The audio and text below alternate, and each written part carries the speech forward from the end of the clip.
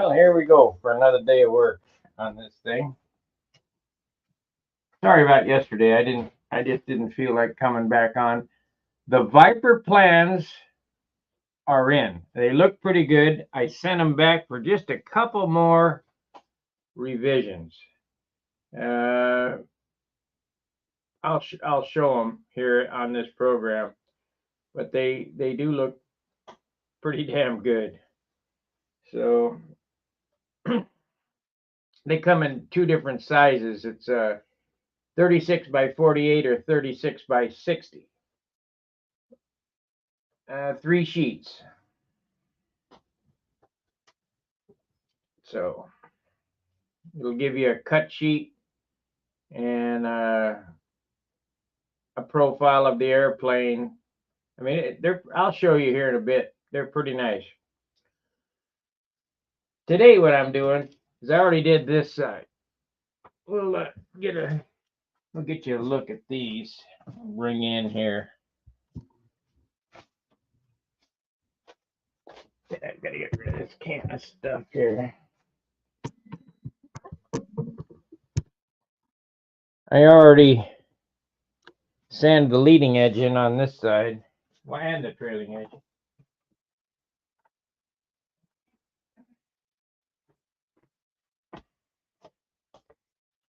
And I'm going to show you how to do it on this side. It takes a while. It's pretty tough, but it's well worth it. The beam wing looks so nice when they're sanded in correctly. And I'm going to see if I made a couple faux pas on the last one. I'm going to see if I can't fix those faux pas on this profile. Now, you got to remember, every airplane you build, you want to remember what you did, because you're going to make a mistake, and you try to correct that mistake on the next airplane. Good morning, Tony. So now I'm going to show you how to get this sanded in here. So the first thing we need to do is we need to establish the center line. And to do that, we know that the datum is at 1.5 because it's marked on the fuselage.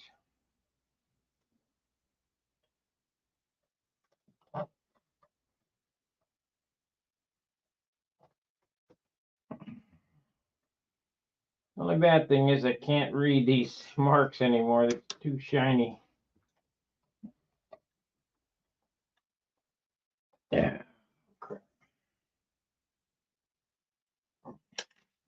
I need an old people ruler, I guess.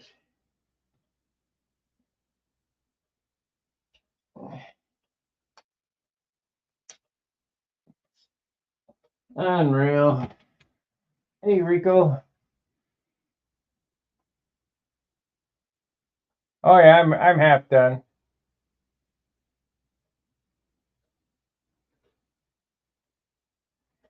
Great. Ain't nothing wrong with profiles. They're quick and easy. We need a ruler that starts at 0, not at 16th, and I don't have one. What the hell's going on here? See, I cut that one on the shear. Okay.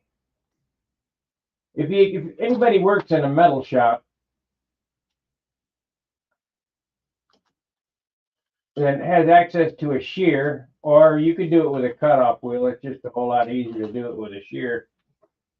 Is you take a yardstick or whatever. If you'll notice on yardsticks that they always inset the first mark. They never start at the end. I just cut it off on the shear, so it starts at the end so I can use it.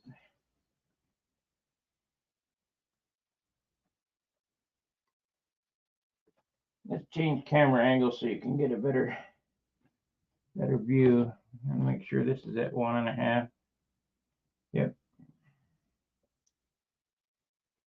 Okay, where is the mice? There it is.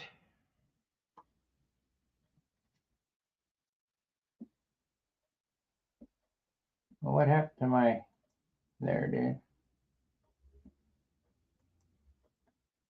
There we go.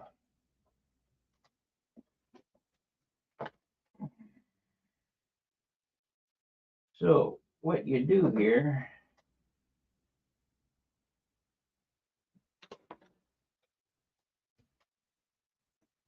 now this is the same for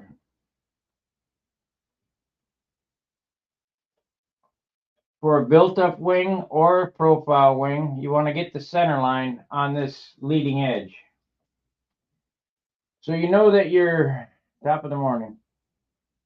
Good morning, everybody. Hello, hello, hello. Good, have a good day. You want to make sure that the center line of the wing runs all the way parallel out to the edge. So how do you do that? Well, it's pretty simple. I mean, this is 0 here, the glass, and your datum line is 1.5 inches down.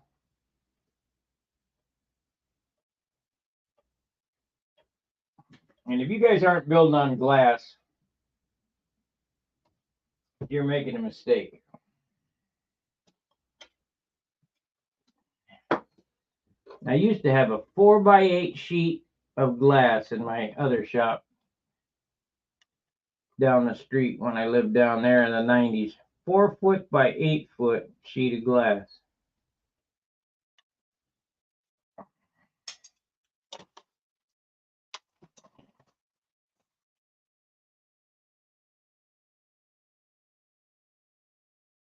We'll make a mark right there, 1.5 inches, that's 1.5 inches. And then we come out here.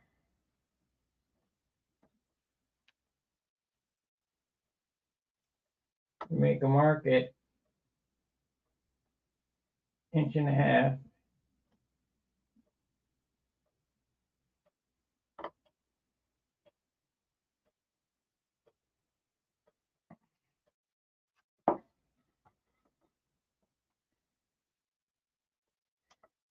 Yeah, I think I'll get here. There's a stick pin. I'll stick the pin in there at 1.5 inches.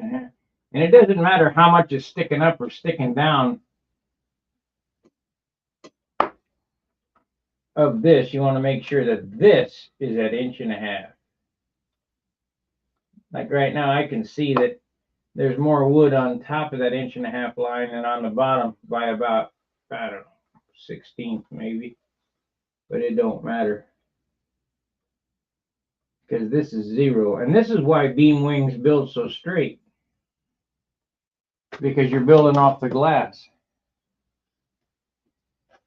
Okay, let me get another pen and my good ruler, good steel ruler.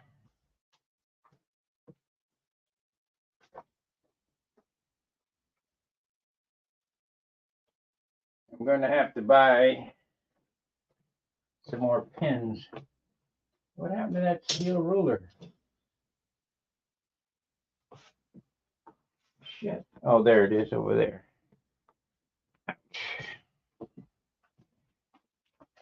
So you got to have one ruler that starts at 0 from the end. I don't know why they make them like that. It's absolutely asinine.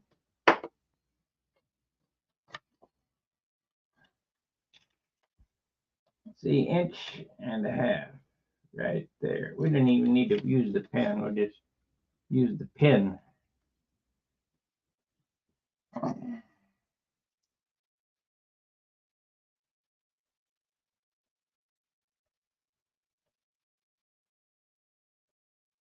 Oh, that's good.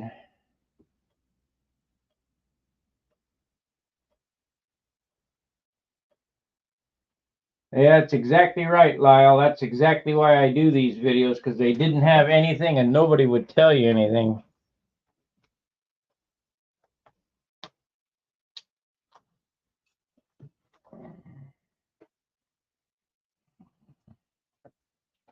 So these are all the things that I've learned over 60 years of building. We could use this one.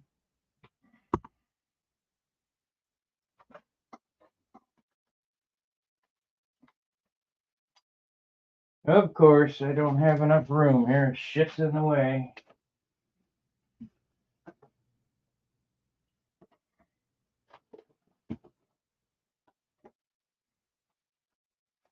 This is aggravating, never to have enough room to operate.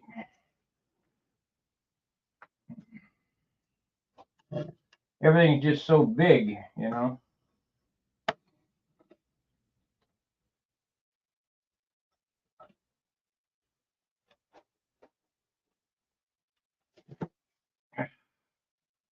There we go.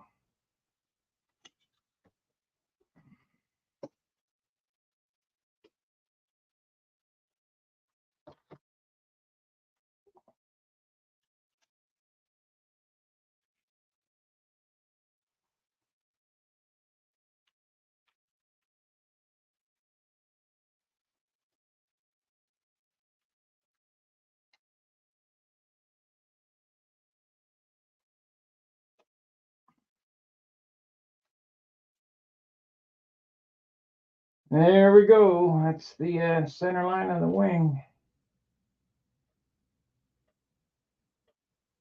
How does that look so far? Oh,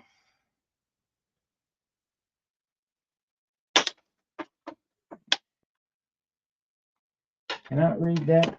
Cannot read that. Too tiny. Inch and a half. Inch and a half. That's right. It's right. So we'll make it so.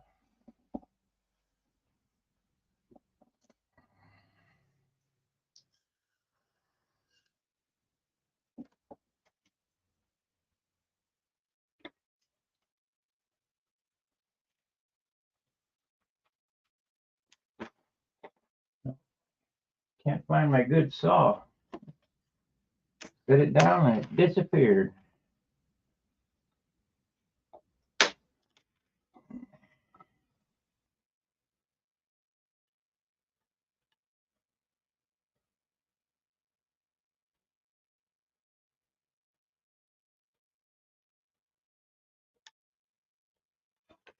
Why does that not look right?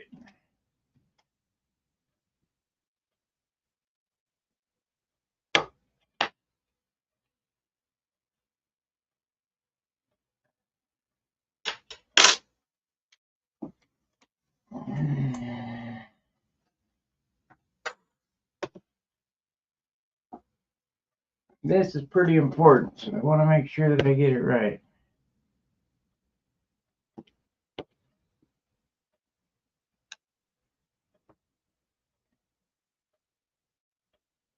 Yeah.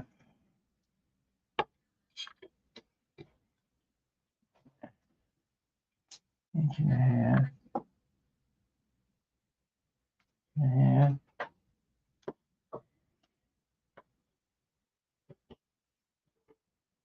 That's why it's not right. Okay, I need to redraw that line and get this pin stuck in the right spot. Inch and a half right there.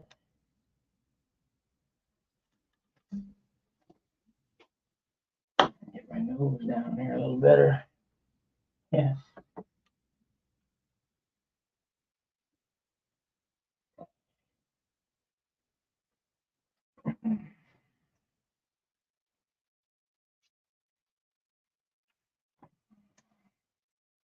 It's only up about 32nd of an inch, but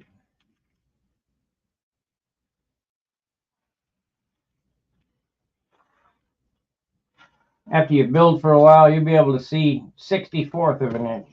Get up there.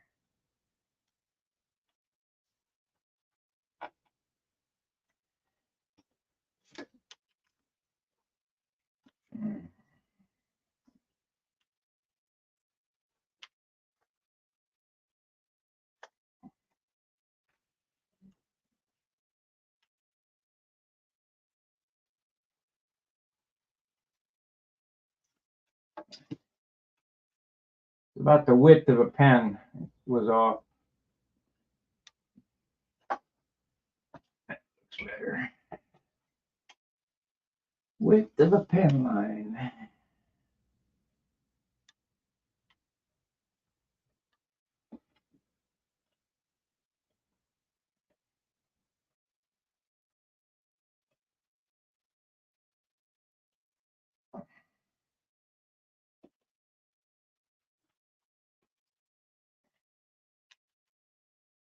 Okay, now it's just a matter of shaping the leading edge.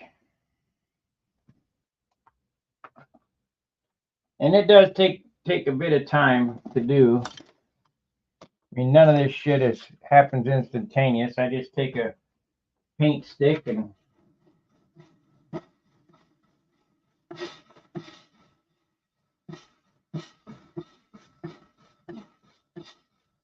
that's 36 instead of heating here.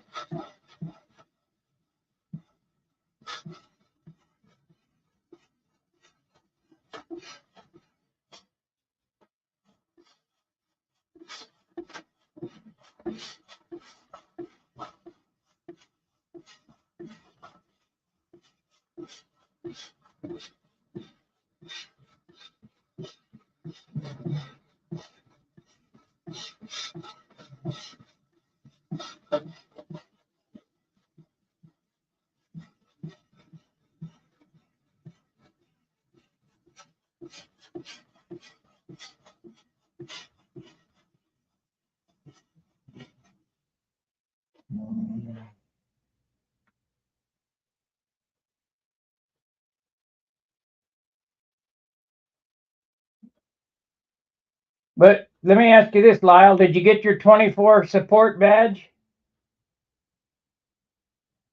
That's confirmation. So go on Stun Hanger and see if you got a 24 support badge. If you did, then I got it.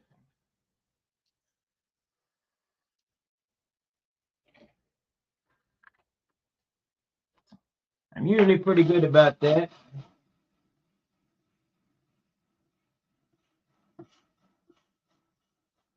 Because if I had to write everybody that sent me, I'd be doing nothing but writing emails and stuff.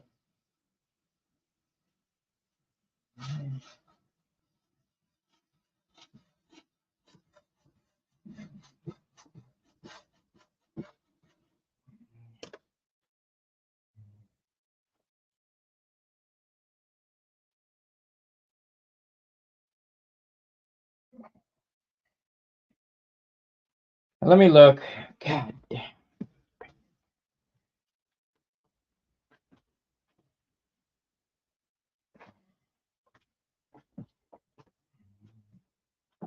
SPIEGEL.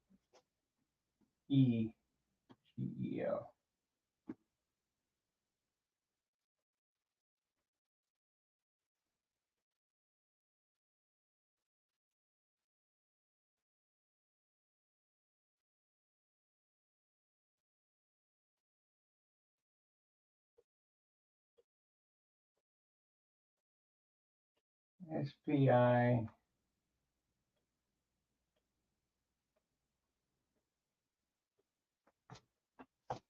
SPIE. Is that right? Hey, Dennis. It's coming. SPIEGEL. SPIEGEL.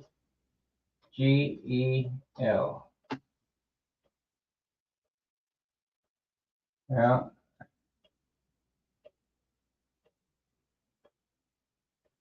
Okay. Well, I'll give you one. I don't know that I got it or not, but I'll give you a support badge for.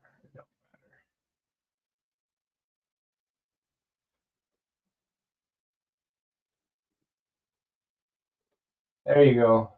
You're good to go.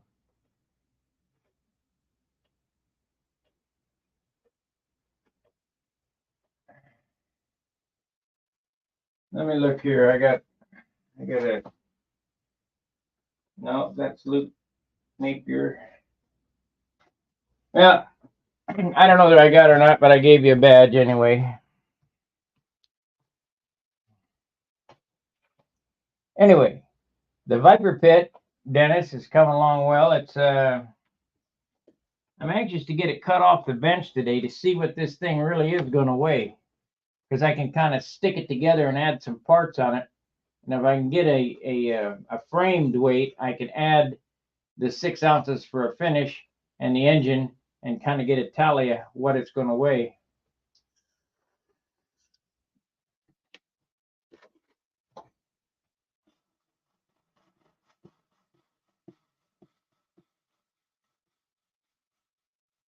Got to call into our host today and see if I can cover the server.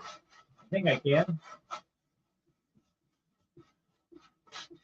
You know, prices have gone up. I have no idea how much they're going to ding me. We got another year.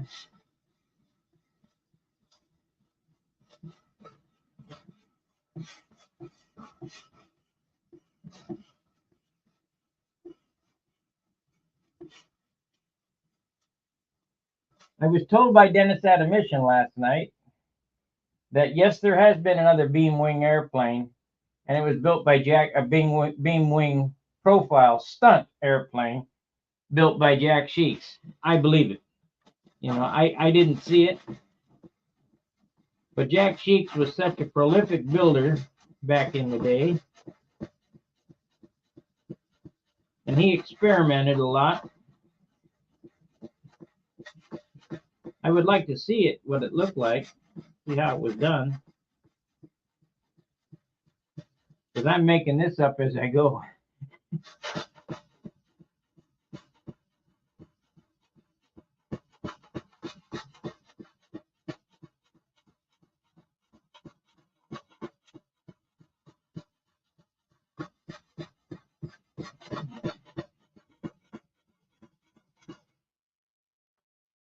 Man.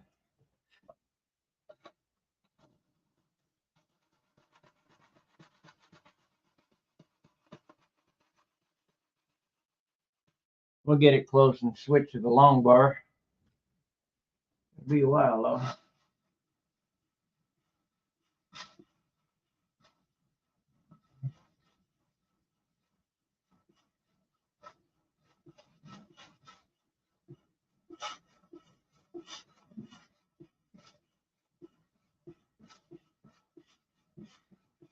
I'm going to use up my old GM silk span on this too.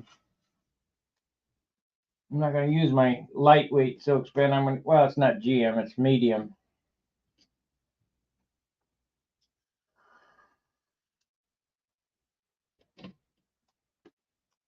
Whatever I got in the place, I'm going to use, because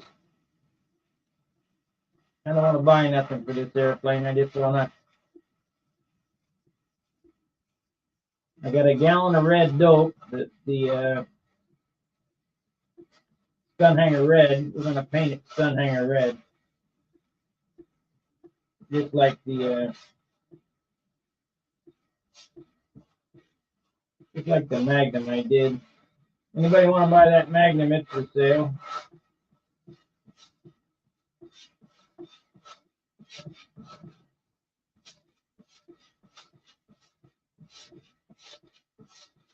Got about 3 flights on it, 4 flights. So it's a tested airplane.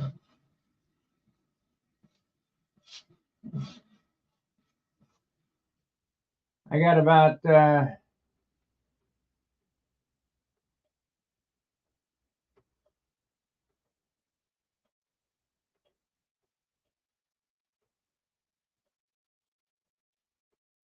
way to go. Yeah.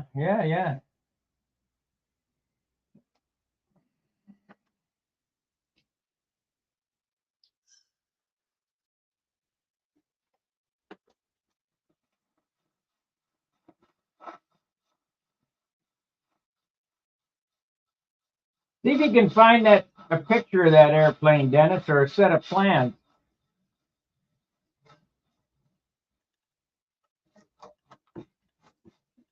What was the name of it again? I can look on Outer Zone to see if they got a set of plans. Well, I got a disc with hundreds of plans on it somewhere. I'd like to see how he mounted the bell crank, how he did his beam. Not to copy him, because I already got an idea what I'm going to do on this. I just like to see how it was done.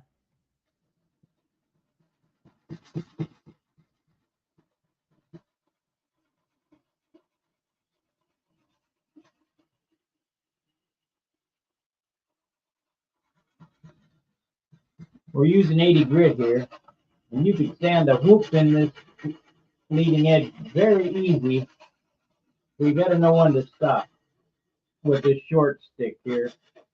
But the short stick offers control.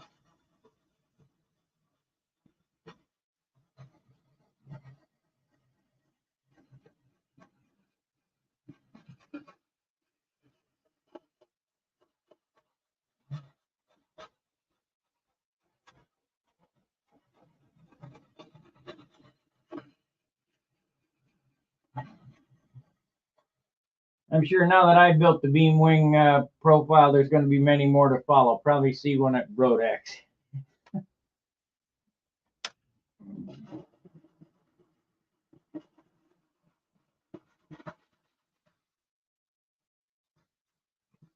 But it is a lot of work for a profile. There's probably no more work than a D-tube wing for a profile.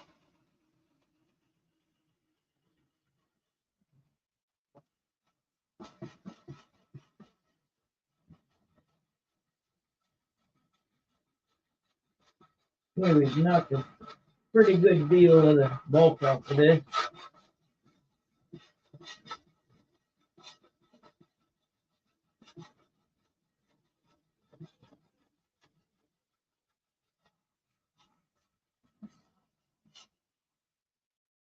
Now we'll go to a slightly bigger block.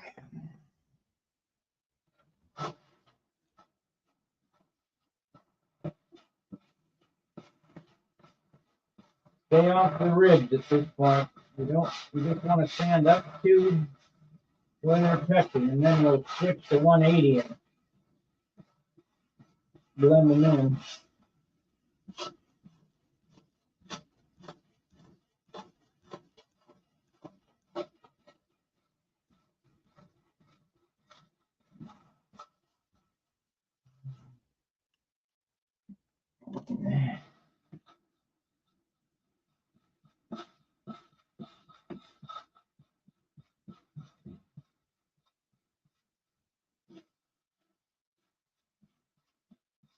Yeah, I'm going to start building beam wing airplanes. They're so much lighter, straighter.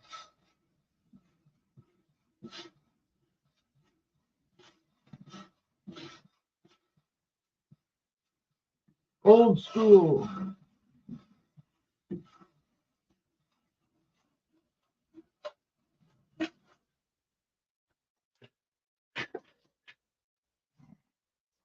Get a drink of water here.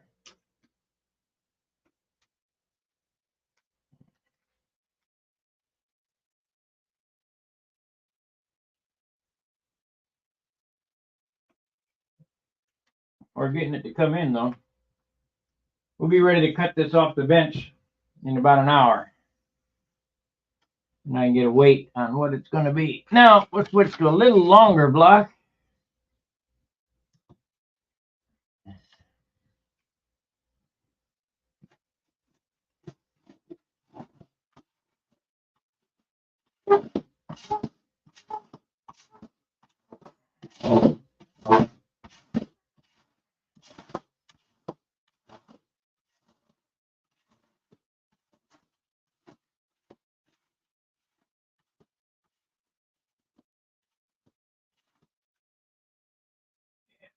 We got a ways to go yet right there.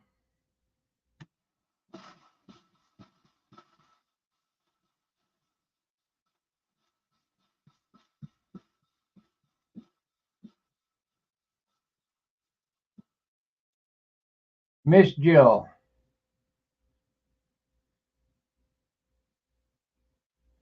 All right, I appreciate it, Dennis.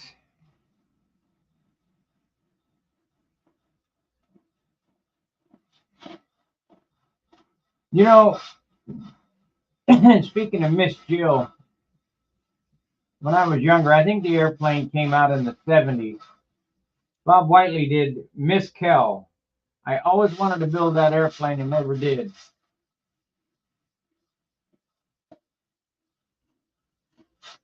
And the only thing is now I build my own stuff, you know, so I'm not really into building other people's stuff much. But I always like the looks of that airplane, Miss Kell.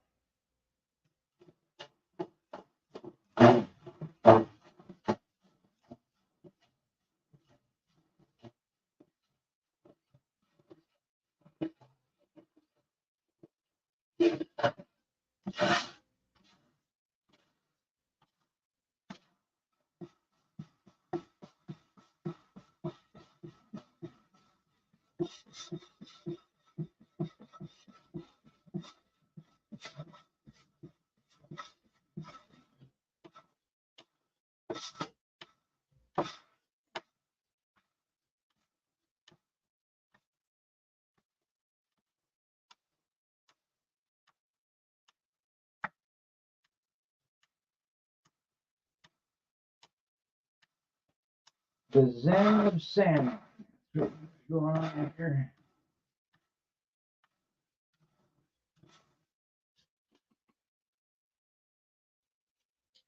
Now, before you cut this off the bench, make sure you get the center line drawn on this tip rib so you can chalk it up on the. We got to get this sanded down to the, nope, to the line.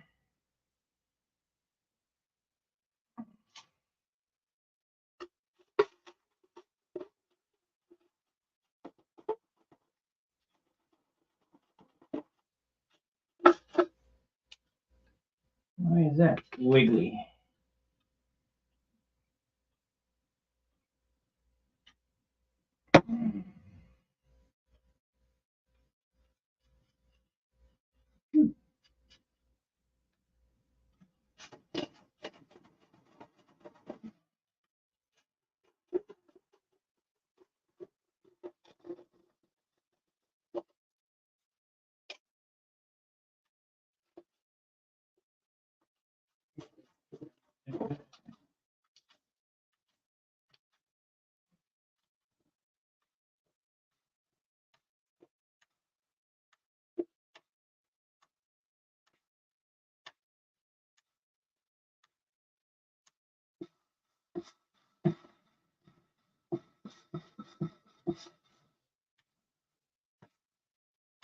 You notice on my beam wing airplanes,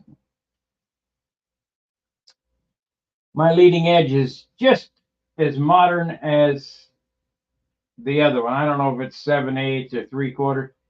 Back in the day, beam wing airplanes had a real pointy leading edge. No good. So it's a little more work. I make the leading edge 1 inch by 1/2 inch.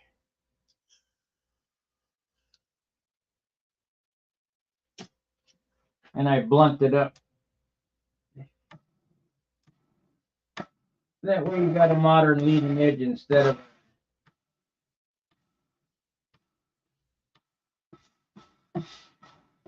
a classic leading edge.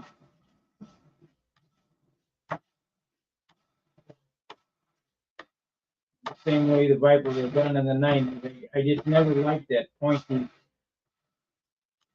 1/2 inch square leading edge. If you look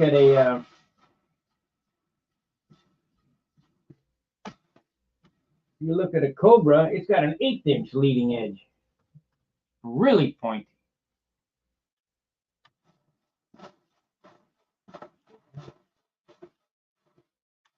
It's all well and good if the airplane's 40 ounces, but very rarely are they 40 ounces.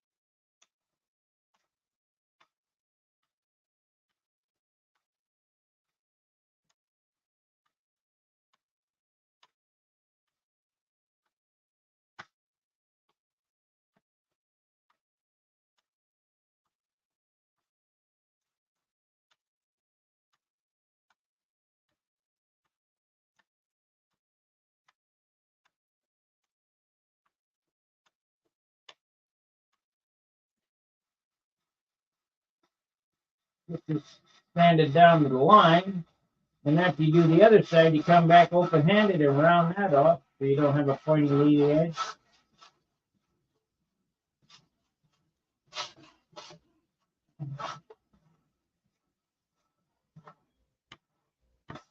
Yeah, pretty close, pretty close.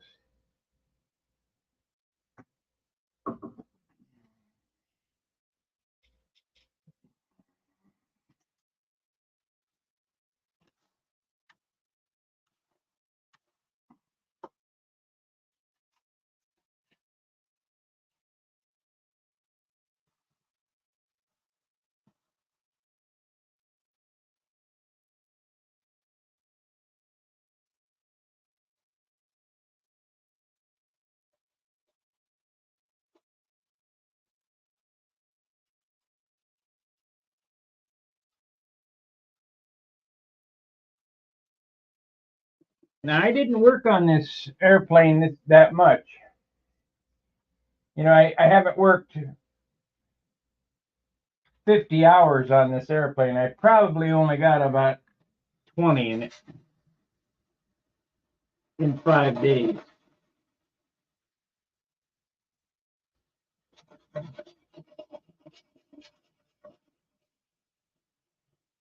Most of it's been done on camera.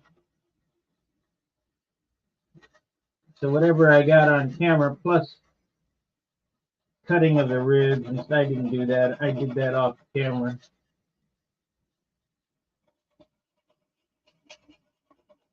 Just too boring.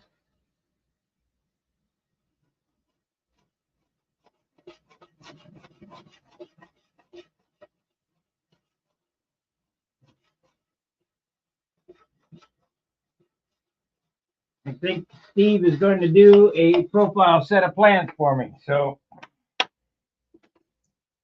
I showed the plans last night to the Viper. Let's pull up what I got, and I'll show you the changes that need to be made. I don't know how many of you guys were watching the program last night, but let's see here.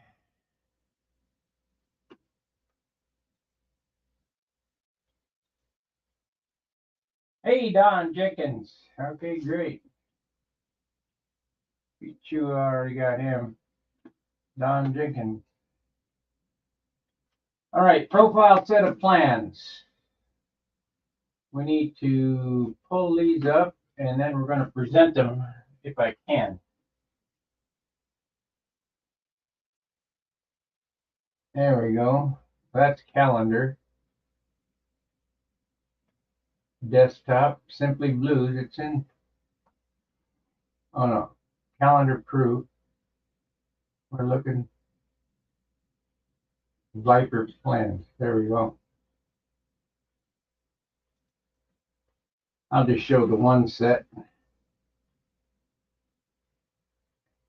All righty. Present. Present the slide. Now I guess maybe I can't do it. Your computer using export. I got a PDF. Upload a file. Let's see here. Simply Blues. VIPER. Okay. Open. It's uploading.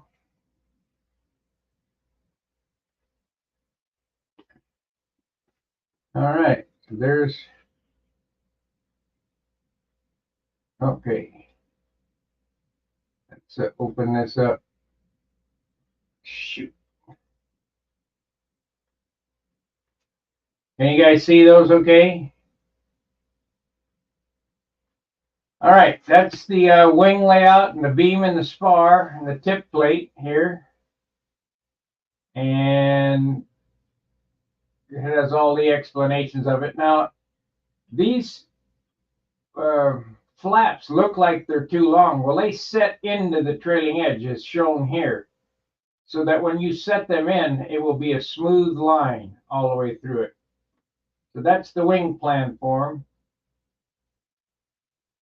And there is the profile of the VIPER. Now, wing landing gear length is dependent on your propeller.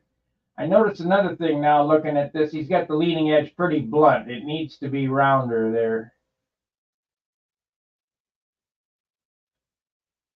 And he's fixing the fuselage width. The fuselage is not that wide back here. It goes right from the motor mounts straight back to here. So it's considerably narrower. And I'm having them revamped. Now I could just send them out like this and it would probably be all right and it would fly okay, but it wouldn't be exactly like my airplane. And then here you got a cut sheet, the doublers, the tip plates, fuselage sides, rib, cutting template how to make that rib thing that I do, and of course the beam. And then these are the rudder parts. And the stabilizer, I think, yeah, there it is. Stabilizer is built right on this platform. You can do it two ways. You can do it as a plate or built up with a 1/2 inch leading edge and a 1/2 inch trailing edge, and then the 1/8 inch ribs in it. Or you can use a 3/32 plate with this design on it and build it in 2 halves. I did it both ways on the last airplane. So that's let's see, how do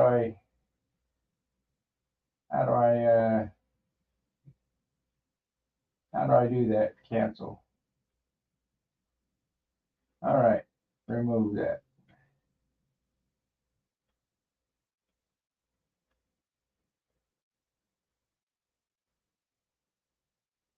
Did you guys see that plan form? I don't know that I did it right or not.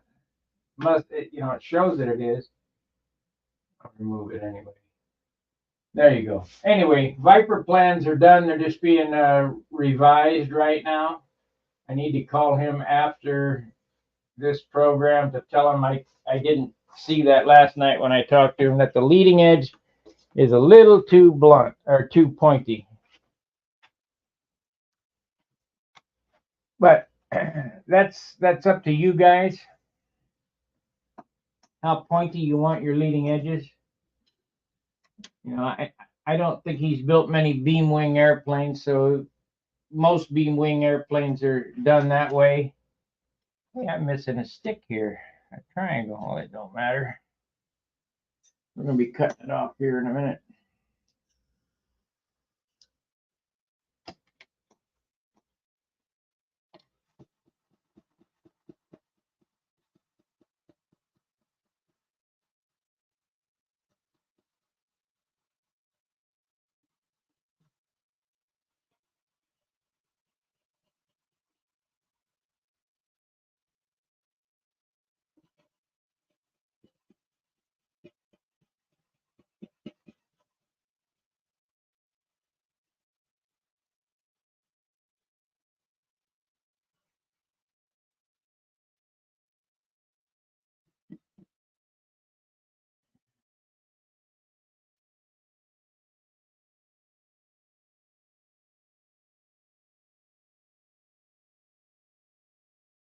The Cobra I have a Cobra right here that came from a short kit, has a flat 1/8 inch piece laying this way and the ribs set on top of it, and the leading edge is an 1/8 inch, not a quarter, Dennis.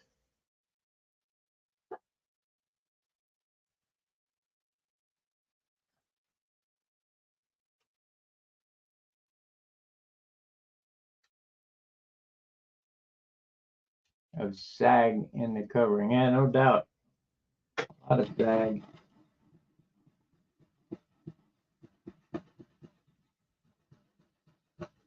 I can go get it. It's still framed up. It's not covered. I can show you. The 1/8 inch. It's an 1/8 inch plate laying this way, and the ribs sit on top of it. Stupid, but not my design.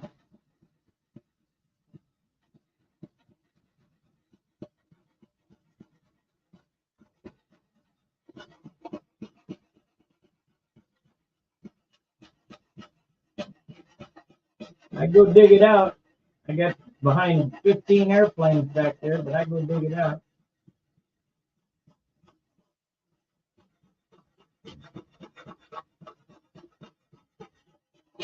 Looks like we're getting close here.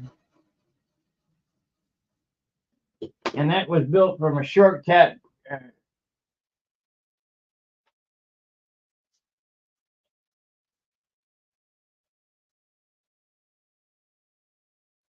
Let's see. Your 1/2 inch by 1 inch leading fix is about the only risk for beamers. Yep.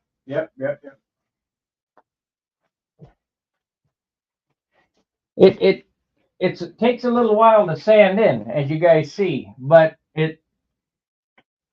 And then it says it fixes the rift for beamers.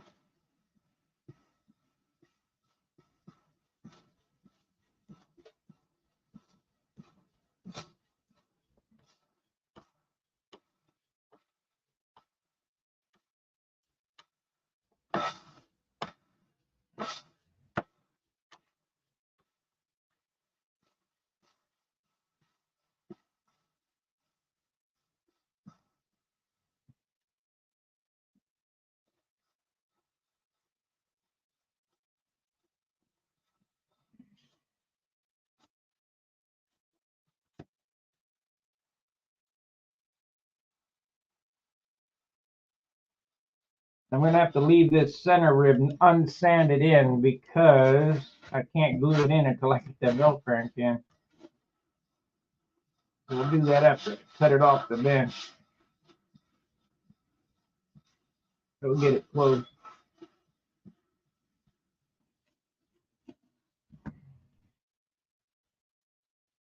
Here's where you want to pay attention, right on the edge. Okay, see you later, Dennis. You got to be careful. Right on, these are coming in here. You can feel it where they transition right from the rib to the trailing edge. Here I got like, it's not. I mean, but we'll get it. Keep them until they're all flush. Otherwise, when you put the covering on it, puckers.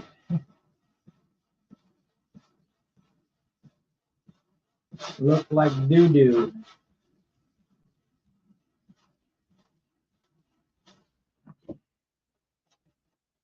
Just feel them until they're...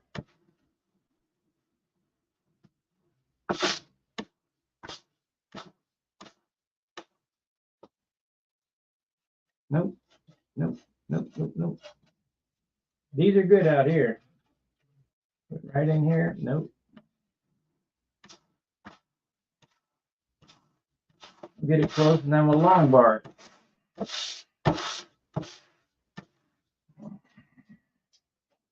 Nope, nope.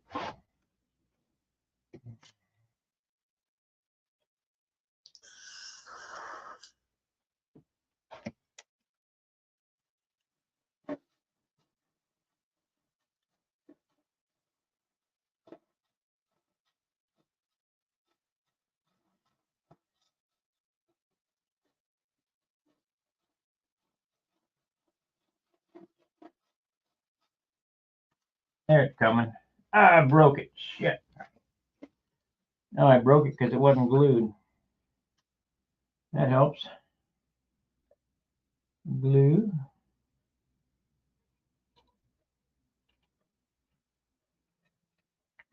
I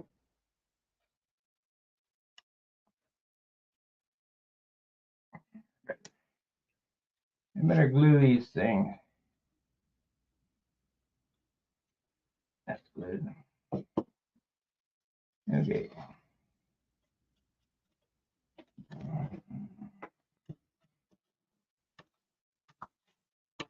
Saturday at the hangar, guys. Starting a new month. Get them super chats in. We gotta. It's like a never-ending battle.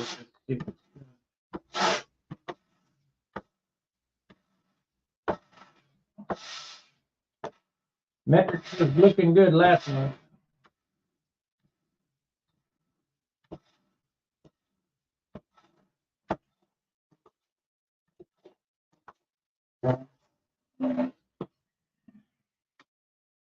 There, they came in. See?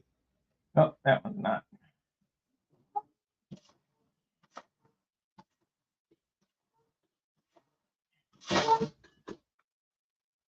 Nope, not quite. All right, let's long bar it, and we'll see if we can't get it to come in with the long bar.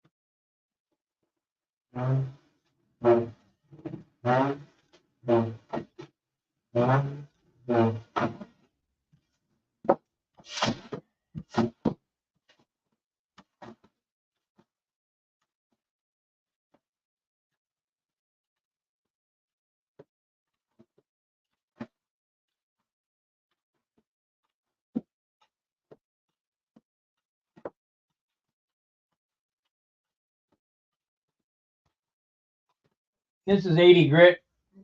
We'll switch to 180 here in a second. We have to move that shit so I can use the 180 because the bar is longer. Do the trailing now. This is pretty close. We gotta get this pulley back on.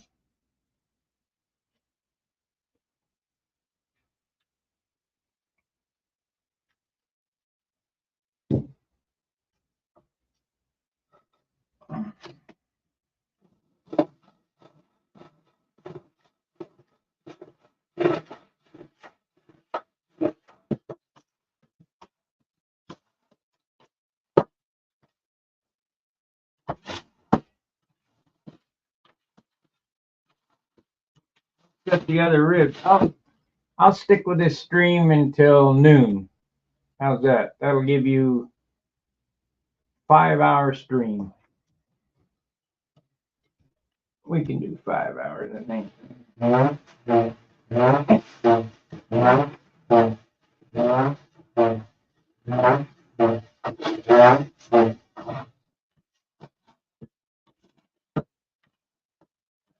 Some plan.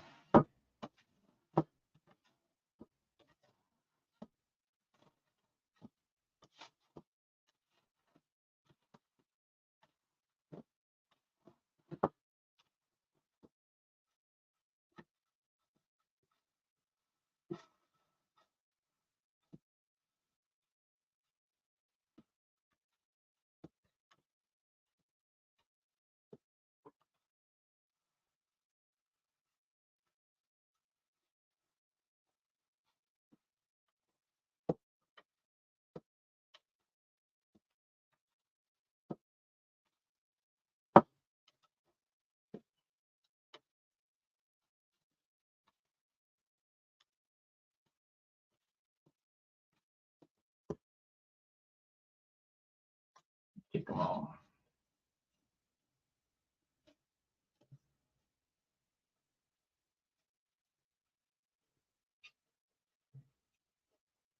We'll sand in with the 180. Okay. That's the leading edge.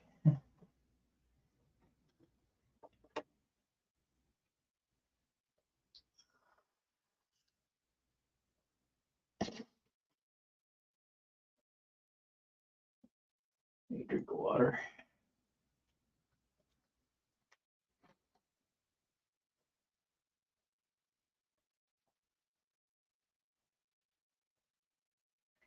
So what do you guys think of the VIPER plants?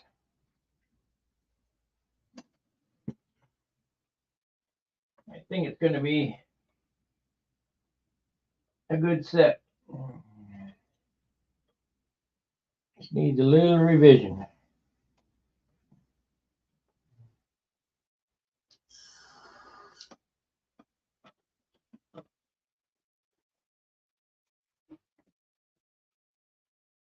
Now we got to do the same thing to the trailing edge to bring that trailing edge in. I think I'll go on the other side.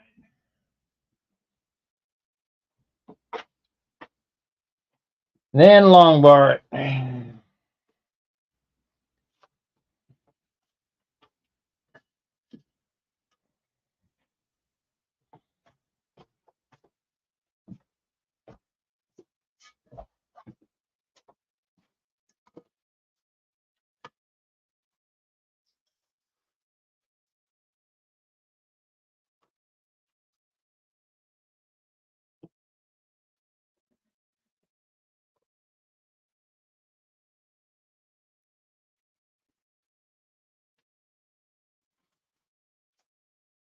Now I have made that leading edge 9/16 by 1 inch. I think I did that on Simply Blues. You know, if you have the ability to mill your own lumber, because there's no such thing as 9/16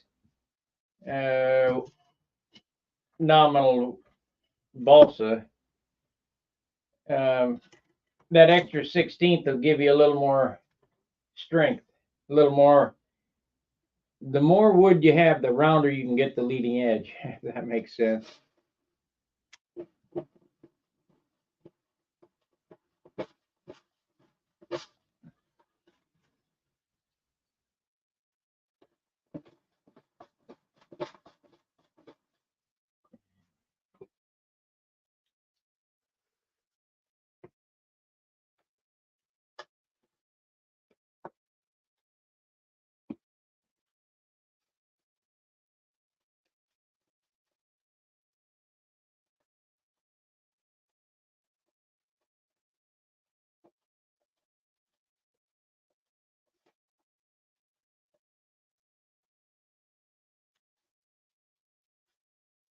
The sanding and taper in the half-inch square, which I did start out, I think it was 3/4, but that would have been way too much to sand, so I cut it down to half by half on the trailing edge on this.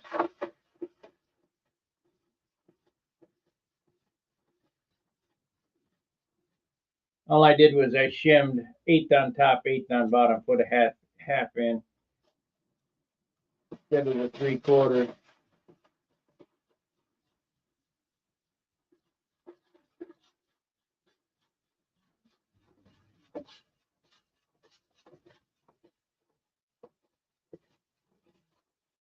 And one thing I didn't check was I have this set of flaps here where the pins will come out. That comes out good, that one comes out bad. Damn. We might have to cut a new slot here. Oh, wait a minute, this is the wrong one. This is the inboard.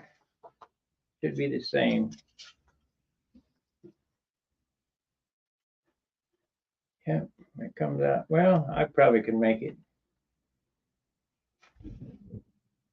We'll have a hinge pin there and a hinge pin there, and then, yeah, it'll be fine on that one. So, okay, we're not. That was a set of flaps that I made up for a Junar XL, which I'll reshape them a little. The shape of the trailing edge, cut them down. But I might as well use them. See, I have another set of flaps around here I started to make. If I sand something up and it ain't the right weight, I don't use it. I put it aside. But on this profile, I'm not really worried about it. Kind of is what it is, because it's all 7-pound wood I'm using here. There's no magical wood.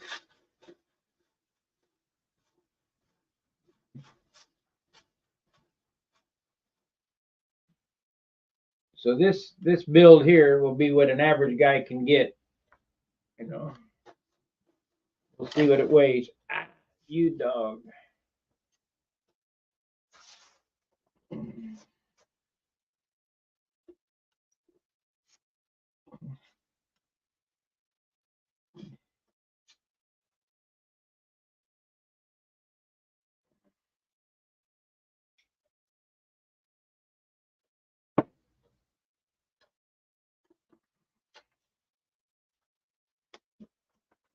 Yeah.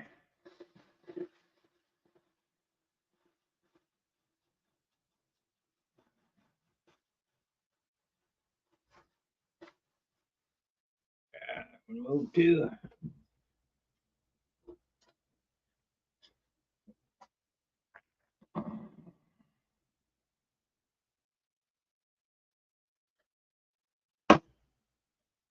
Any others? Yeah, one right there.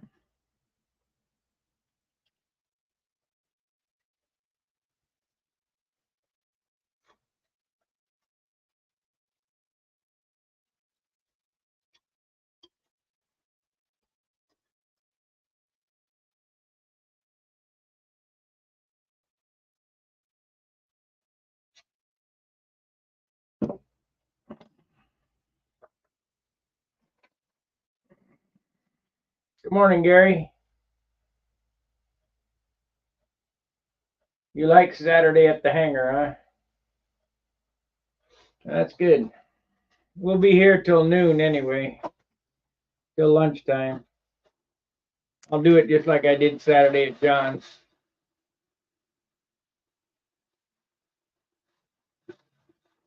We just don't have John to banter with,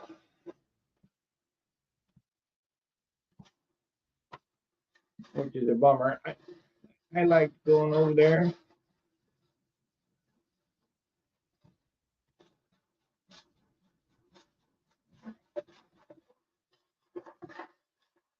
John was a godsend because had I not had, I mean, I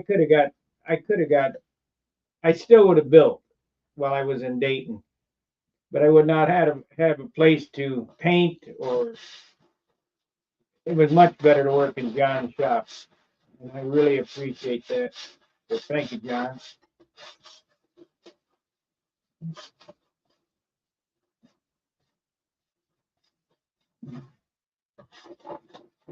It's like I'm letting Steve build here.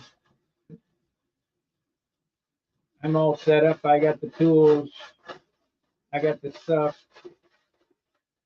Passing it on, you know.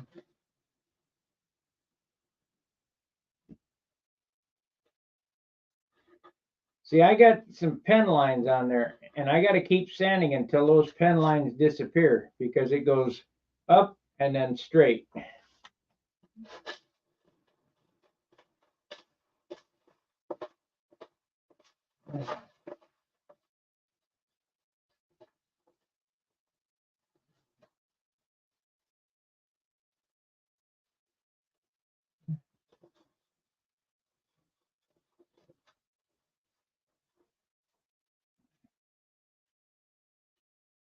See, there's a flap right there.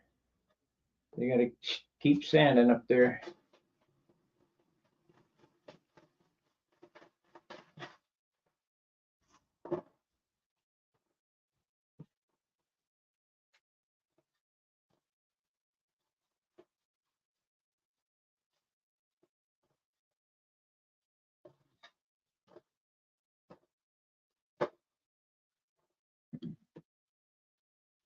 It doesn't take a whole lot of time. It's just meticulous work. It's not, you can't just hog it out.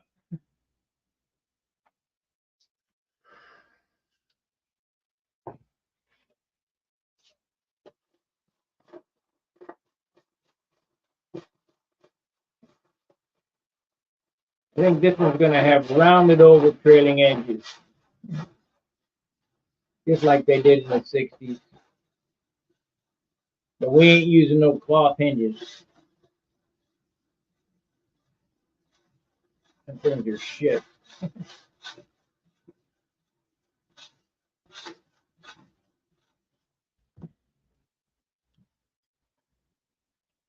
They got a flat. Still got a flat.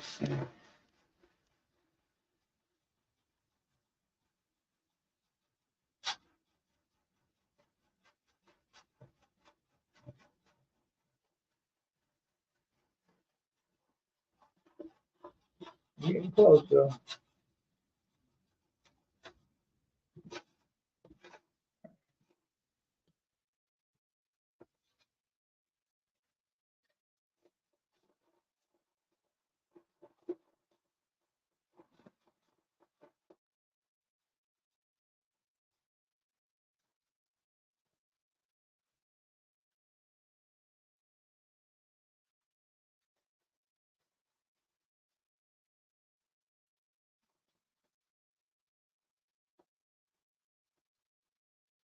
I might build another one of these and give one away.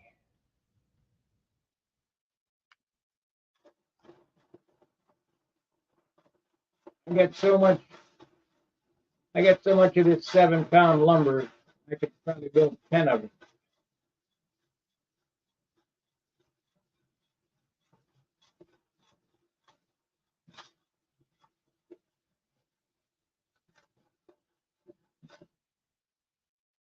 And if this is good enough for me, it's good enough for you. Let's see here.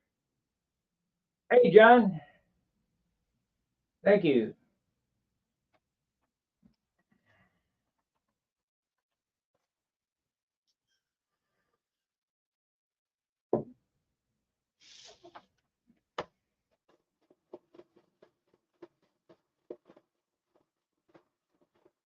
If I do that, if I do give one away, I'll give it away at the nap.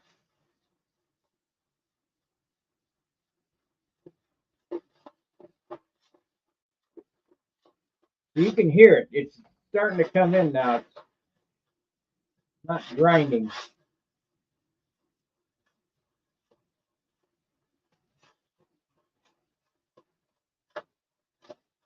Yeah, and the lines, the pen lines are disappearing, so it's coming in.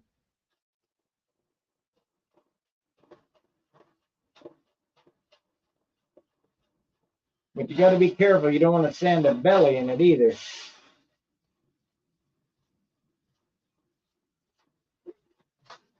But I hear it coming in. There it is, right there. Right there is where it came in. Perfect. Got a little bit to go here.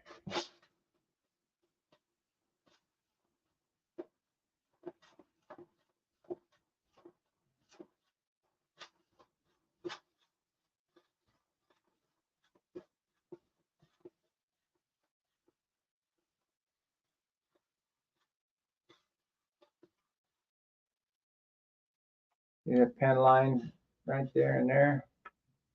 It'll come in.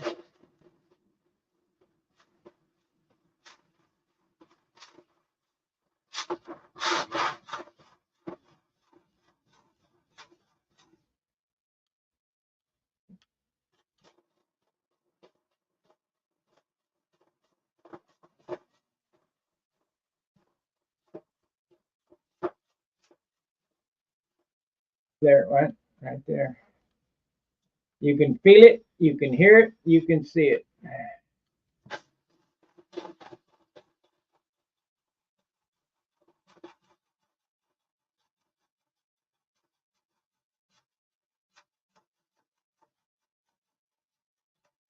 You got a flat right there. No flats here, because I heard it come in.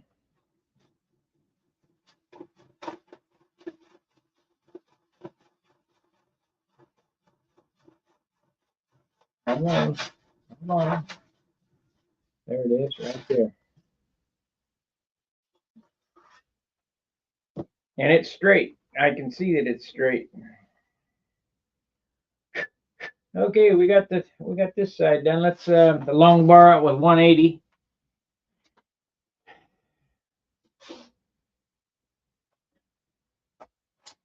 I can't run a raffle because I can't run any illegal gambling operations.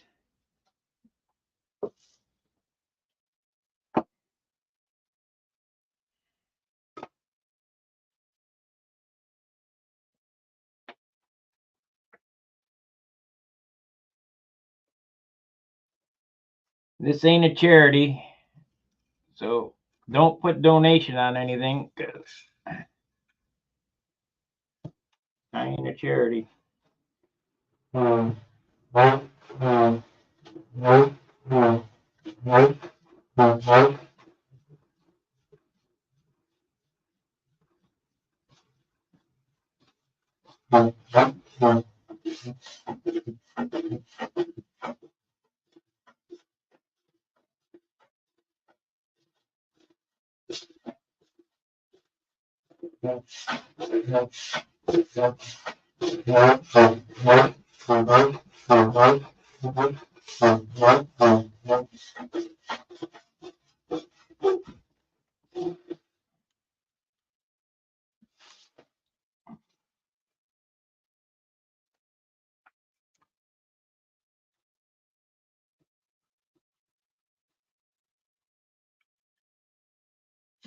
Think about that a bit. That came in real nice. We'll have to go to the other side and make sure it's in real nice too.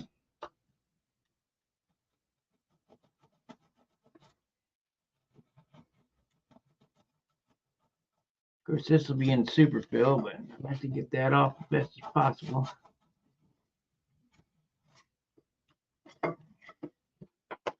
There we go. There it is.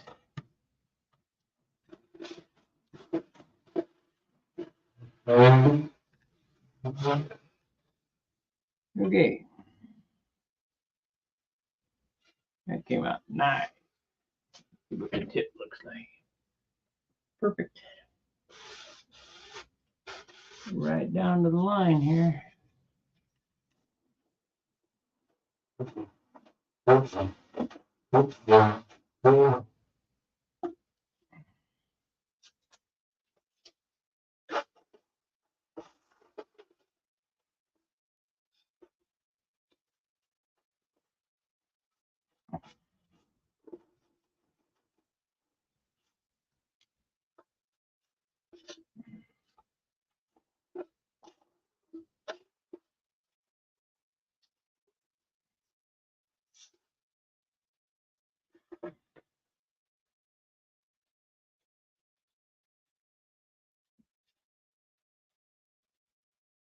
This right here, what I'm showing you, is the most important thing on covering a beam wing. Make sure the ribs meet the trailing edge and leading edge perfectly. Otherwise, you get goofy wrinkles and stuff.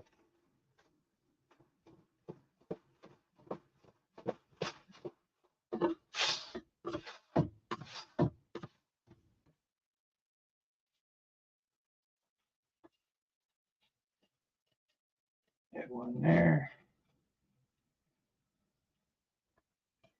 There's enough of them there to even just keep sanding.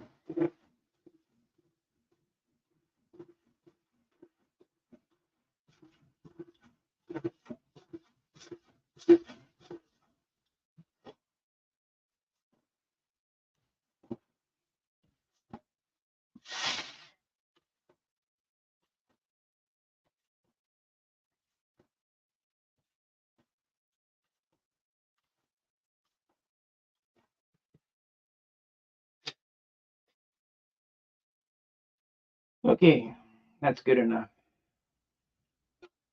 Let's look at the other side. We'll cut it off the table. I'll weigh it up, see what I think it's going to weigh at the end.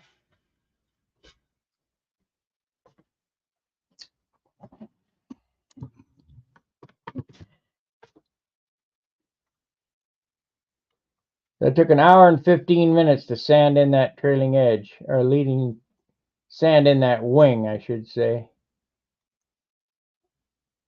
That side. So we're going to have 4 hours, let's see, 5 hours, and just sanding the wing in total.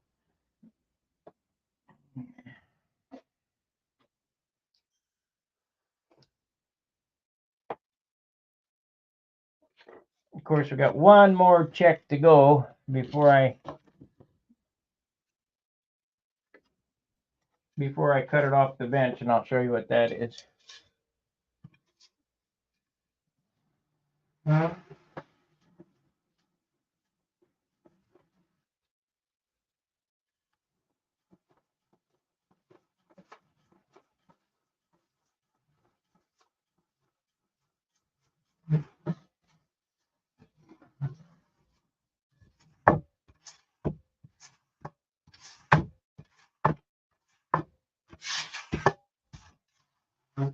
Go on the other side.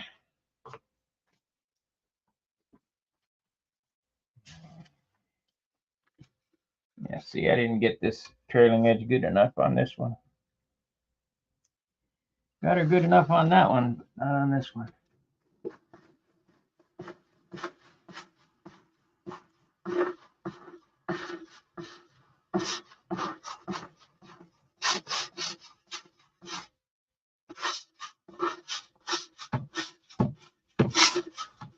I have a problem with my trailing edges, so I'm going to really pay attention to trailing edges on this model.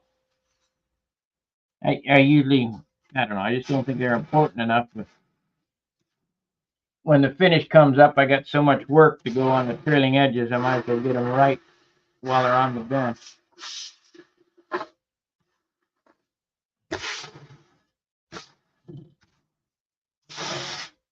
Then in no rush. You got plenty of time. I got so many damn models to fly.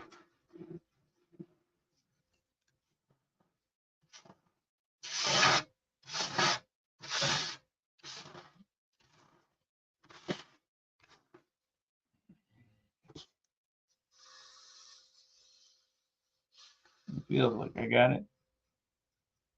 Nope.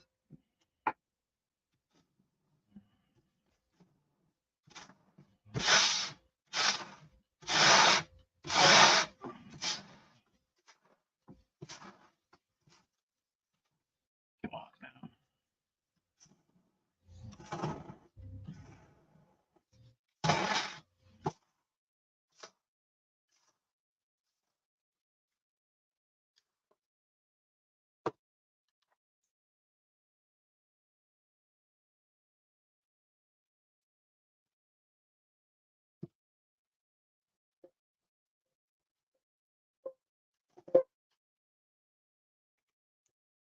Oops. That's all right.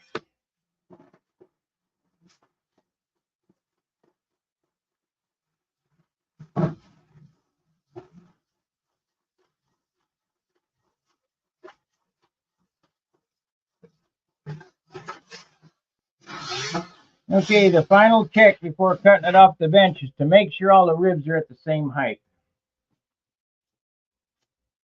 Yes, landing gear is going to be in the wing.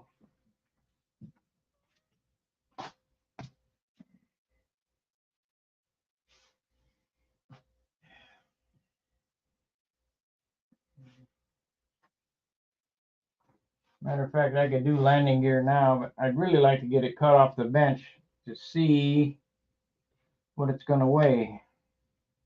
Yeah, we'll do the landing gear later.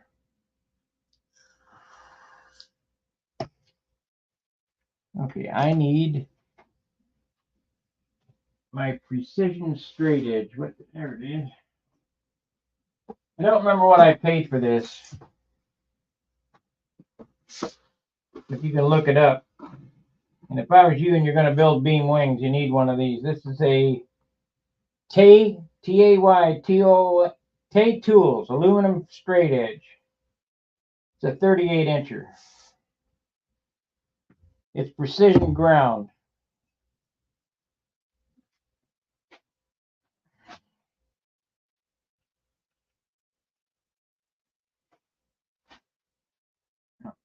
You're going to have to see what I'm doing. You go on this side. You put it on the wing here.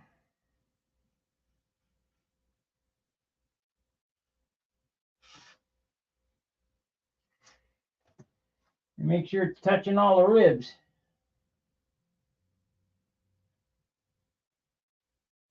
And it is. So that one's good. My point of the wing is good. Get rid of this shit.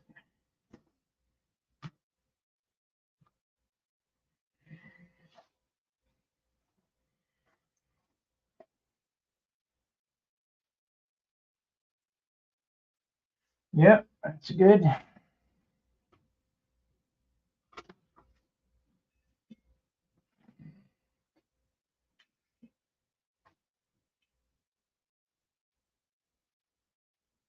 No, it ain't moving in the fuse.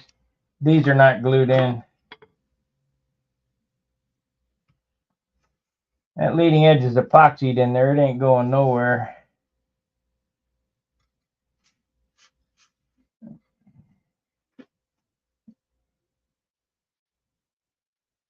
It's on there.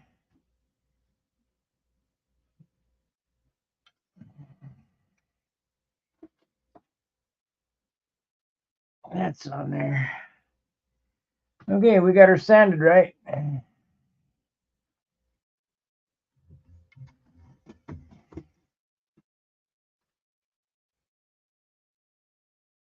Yep, center section of the wing is, or the center ribs are not glued in. They were guessed. And when I glue them in and lock that to the fuselage, it'll never come out.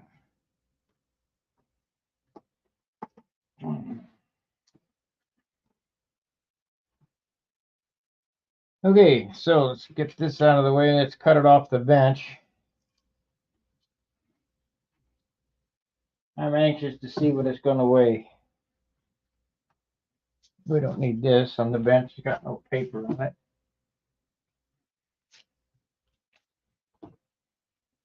Just for your peace of mind.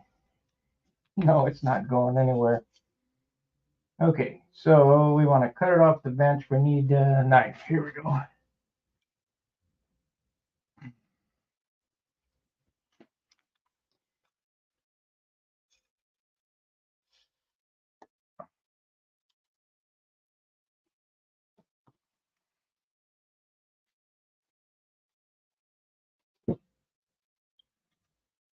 When you do these, the only thing that's glued to the bench is the tip ribs.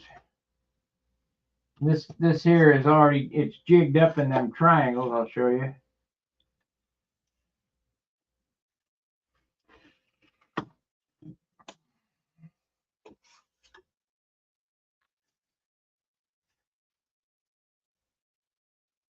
It feels light.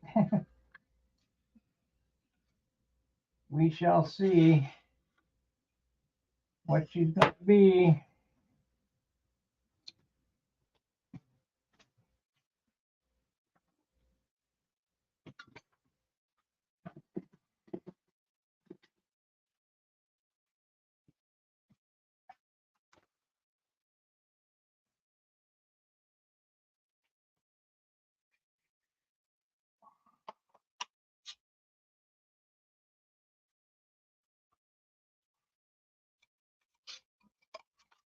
A good place to put this.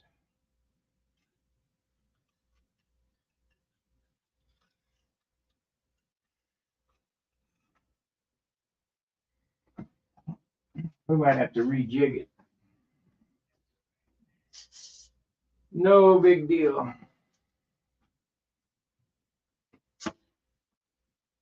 Oh.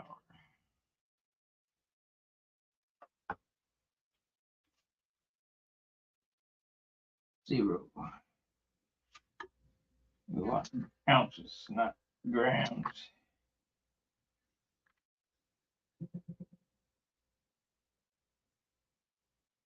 13, 12.7. So we got 12.7.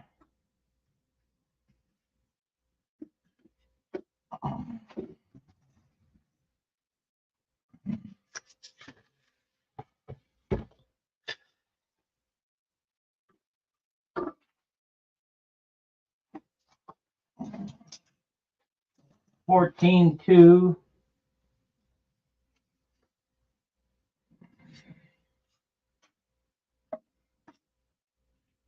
Where are you going? 14.2, 15, 17, 16.9, 16.9. Okay, 16.9, we'll say 17, it's 17, it's 18 ounces for that, 18.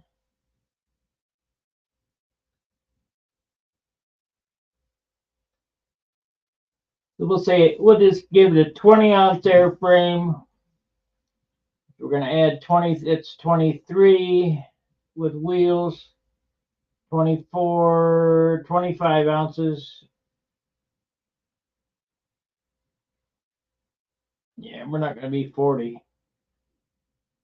25, be 25 ounces. 31 with paint.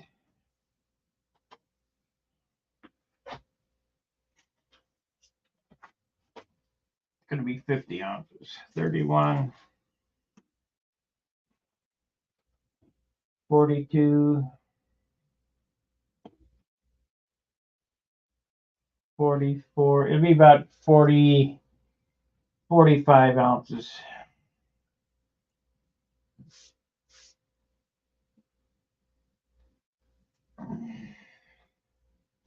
Unless I hog some meat off that fuselage, a whole bunch of it. 45 ounces. That's what I say. That's what's going to come out.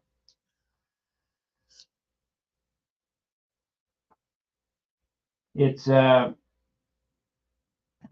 54 or 55 inch, we'll see, because it's 54 3/4. 55 by, where's that flap? 55, we'll do half span. I'm just going to give a guess on the wing area.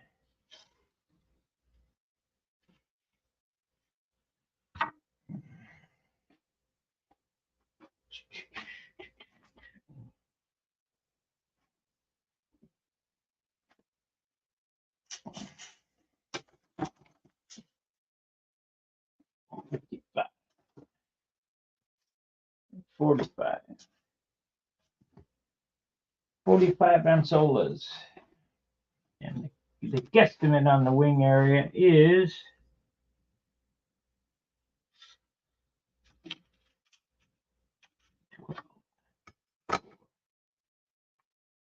55 times 12.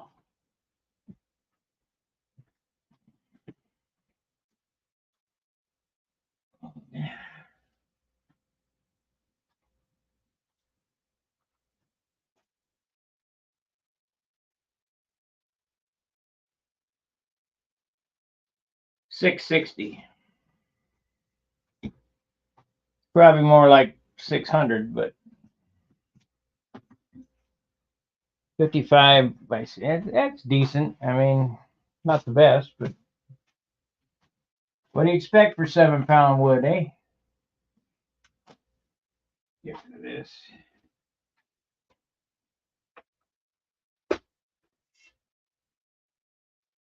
Okay, we're going to rejig this on the bench because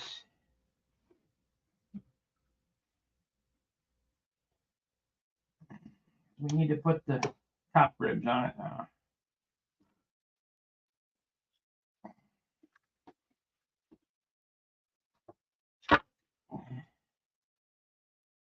At least I got an idea what it's going to weigh. So I don't think this is going to work. No, it's not. Get rid of that.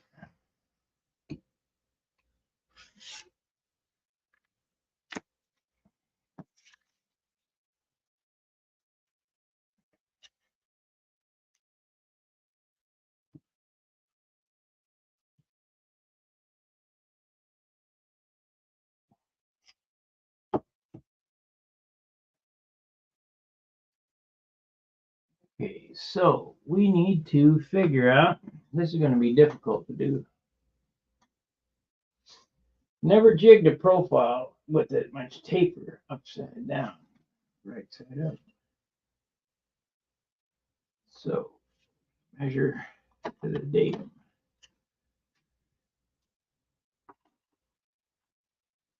I can't read that ruler, it's so shiny.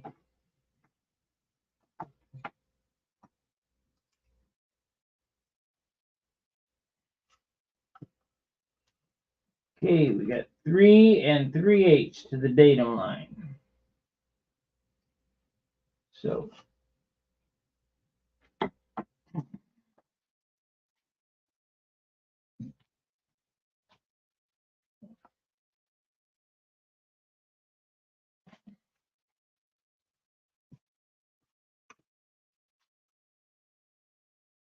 hopefully I can get by without knocking it off.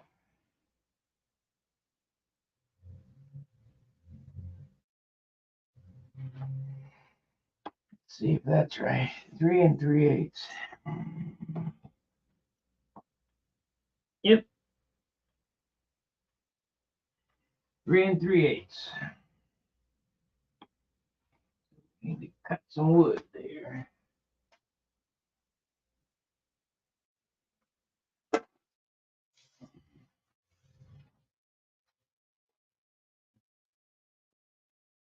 Then I got to measure up from the table what that line is and get a line on the wingtip and level this wing up.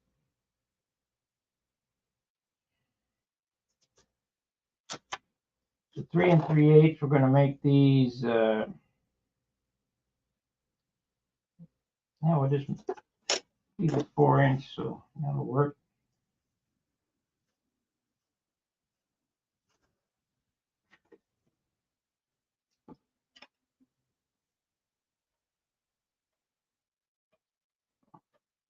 Let's see here.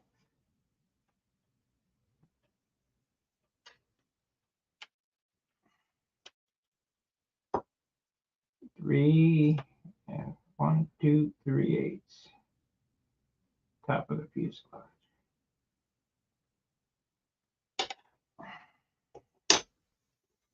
Measure over here. 3 1 2 3 3/8.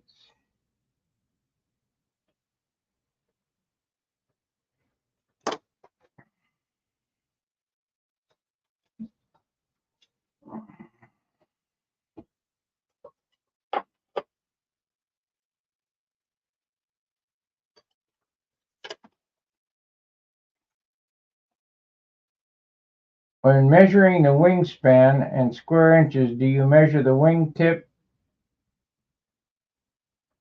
No, it's all included.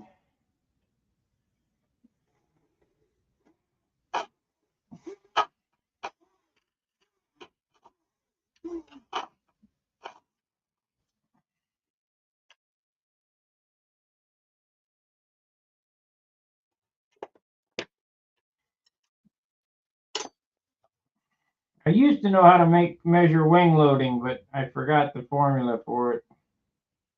You got to ask one of them guys like Howard or Paul or Brett how to figure wing loading, because I forgot the formula. I can figure horsepower though. TR 5252.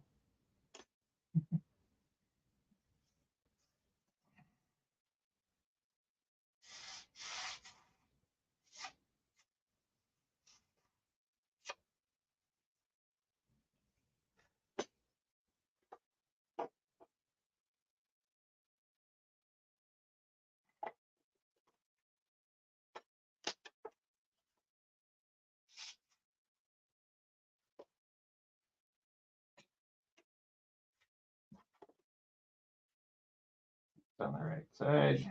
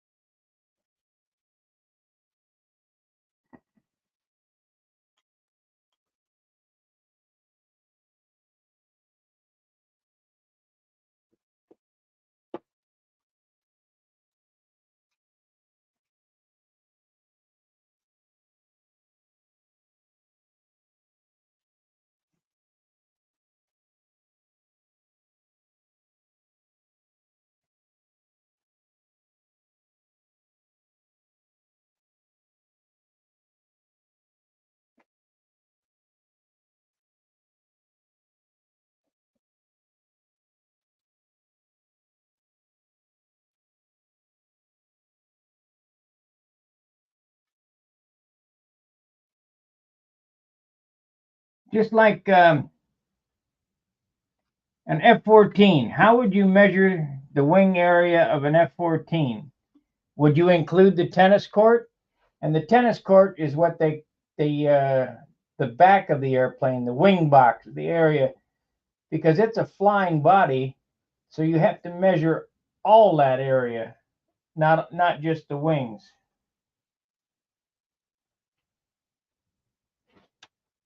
Okay, I need to jack that up just about 1/8 of an inch. We could pin it, I suppose, and then stuff some wood under it, or I know, crouch with a block.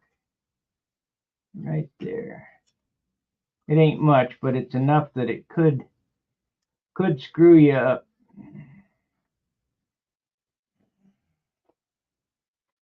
Okay, so we got that, and now we need to stuff a block under there.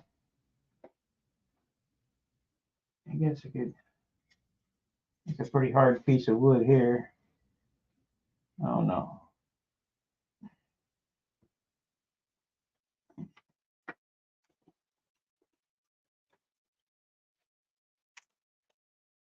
So it's almost a 3/4. It's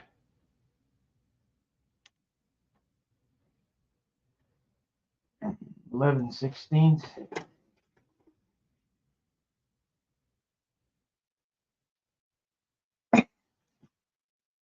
See.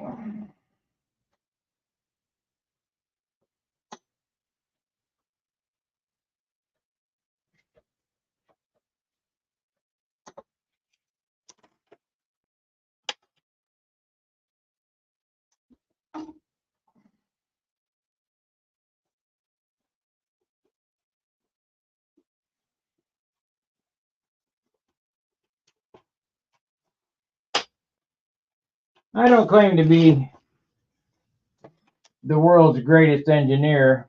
I just have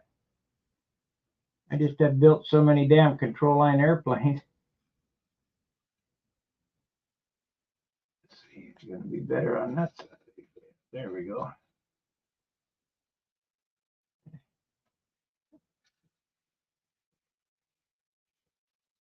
Make a little sanding. Little sanding.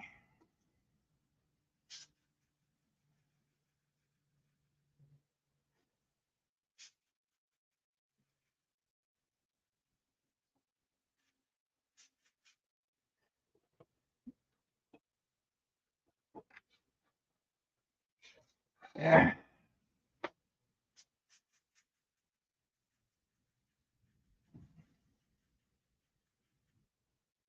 I'm just a mechanic. I don't know shit about engineering. I know it makes shit tick though.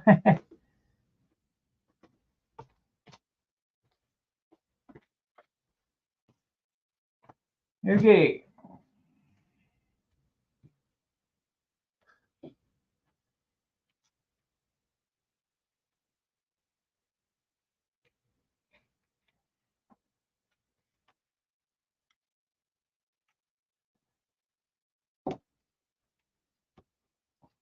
That's in there pretty solid. Now we got to figure out wingtips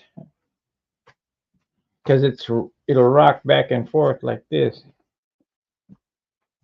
So how would you do that? Well, we're going to do it with this stick. We got to have a stick. Instead of measuring, we'll just mark.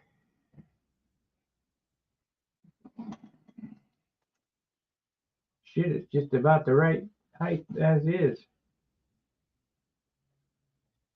Check this side. Lucked out. Needs to go down about 64th, 32nd, somewhere in there.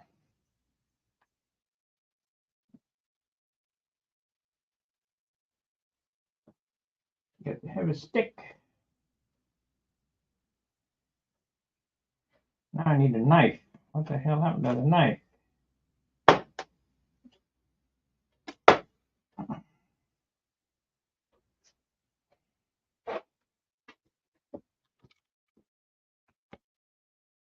I just had the damn thing. Right there it is, right in front of my face.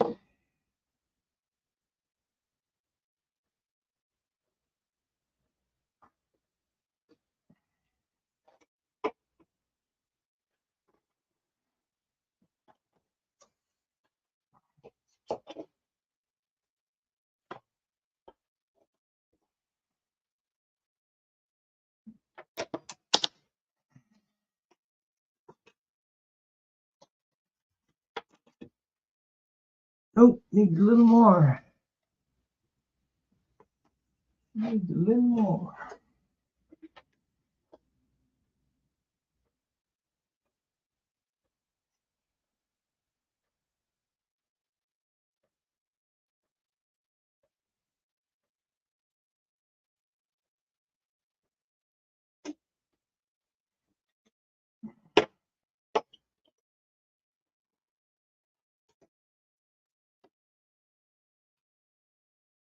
stick.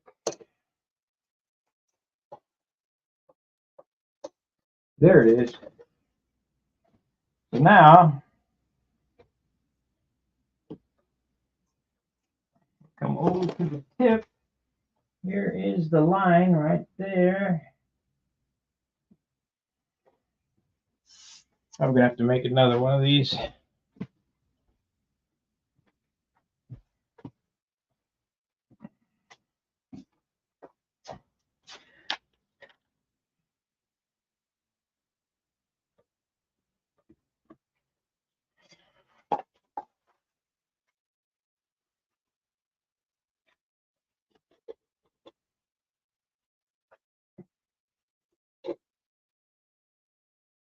Perfect.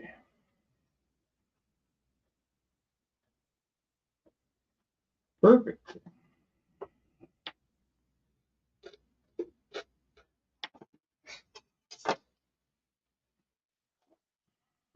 Yeah, I'm gonna make another one of these. I won't cheap out. Make another one.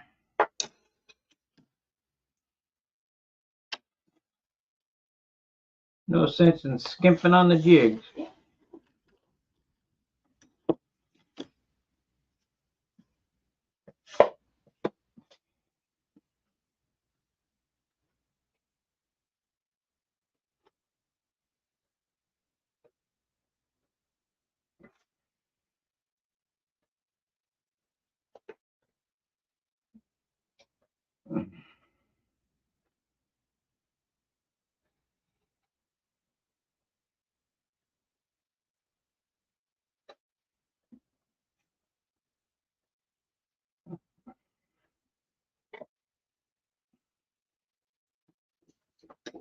We need to pin it there.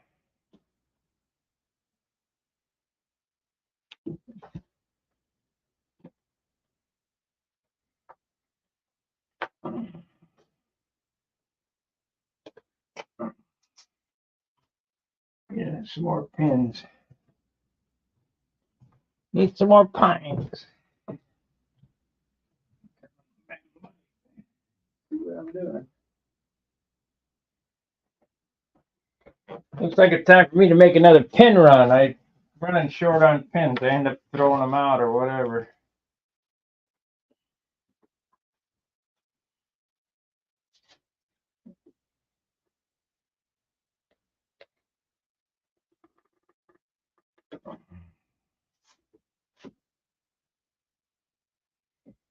So we're going to measure this stuff. I'm going to see if this is okay on this side.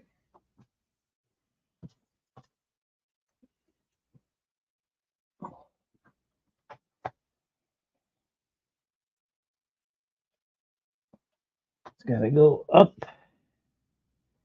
1/16 of an inch.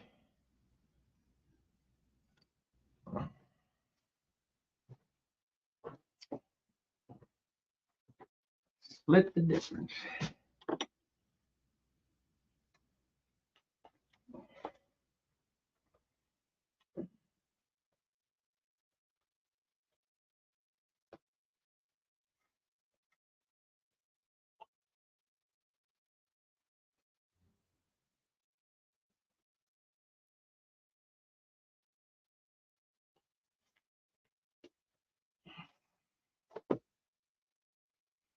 Yeah, look at that piece. That's over there.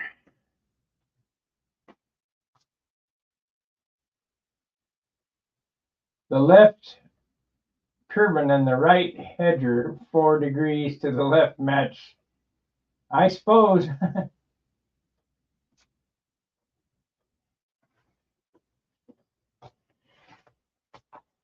The biffle plate is in direct line with the waffle pump.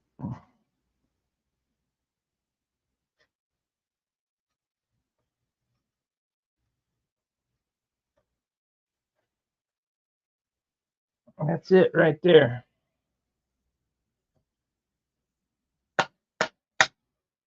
So we need another tip plate. We can cut it out of this pine, I suppose.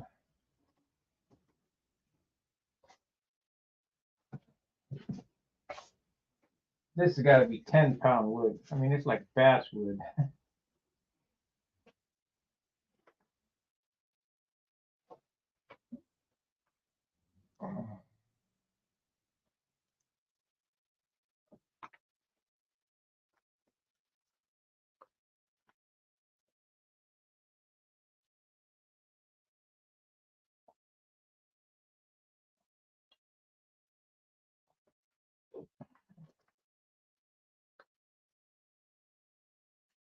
I guess it's now time to start thinking about my maple motor mount bell crank and pivot.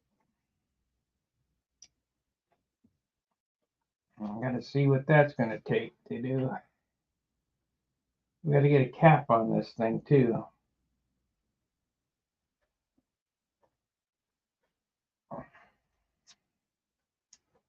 So let's cut one of these pieces. This is heavy wood. Woo! Heavy.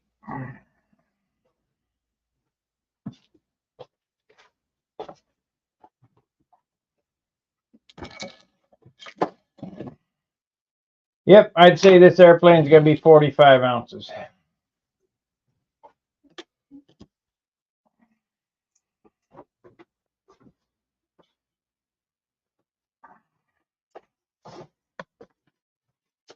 Pretty heavy, but it'll be fine.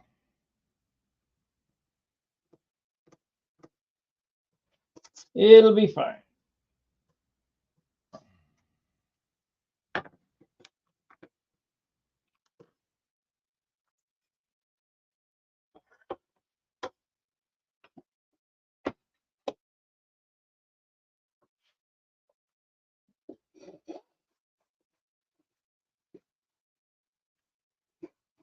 You can hear it, it's like pine.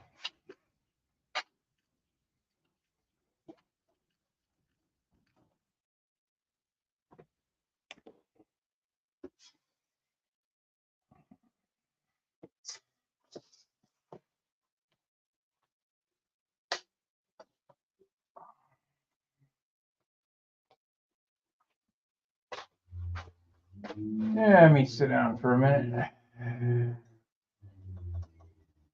So what do you guys think? You think this is going to be all right?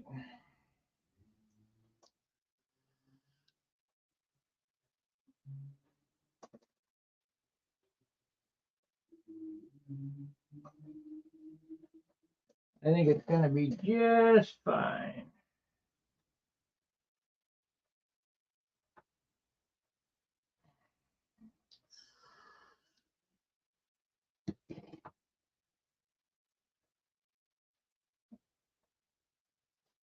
We'll need to make a tank slider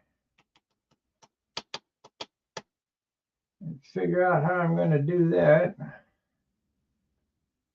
need to look at that bell crank some more.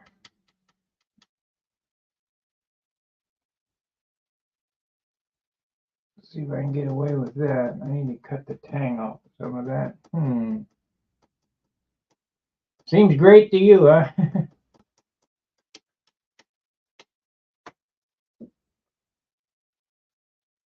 I don't build many profiles.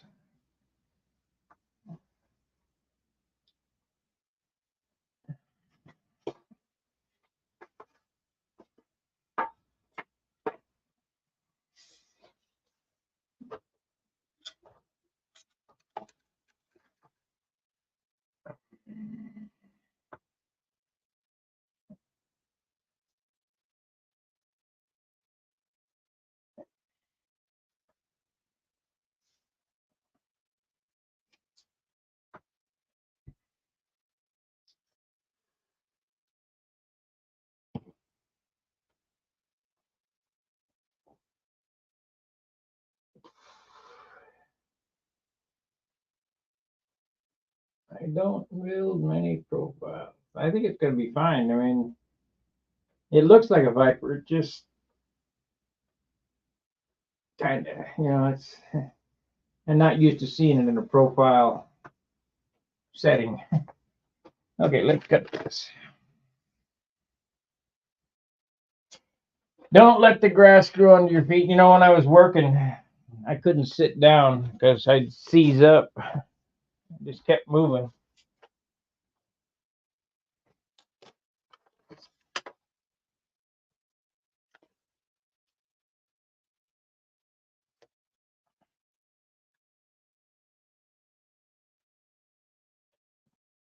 Sit down after a day at work and the couch, you can't get back up. You got to go to sleep because you can't move. The next day when you get started, you can't stop.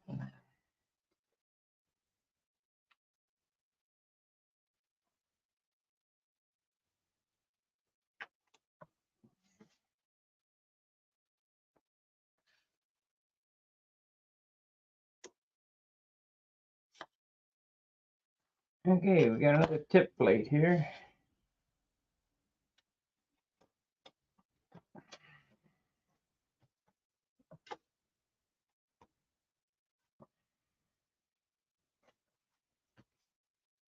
Yeah.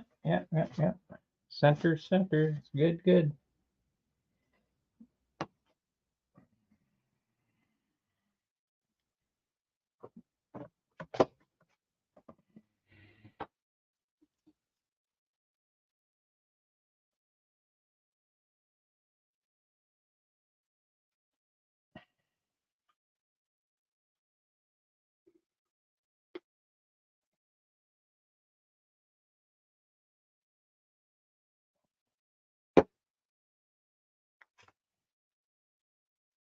Jigging on a beam wing airplane is really important.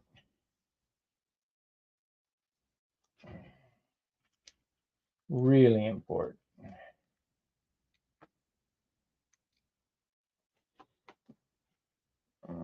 Yep, that's right. It's right where it's supposed to be.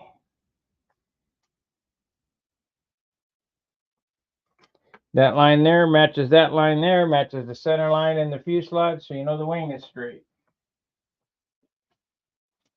I'd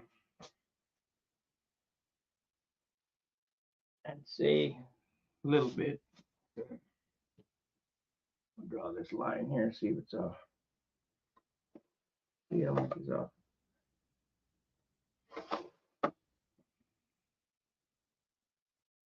Pretty damn close. Pretty damn close.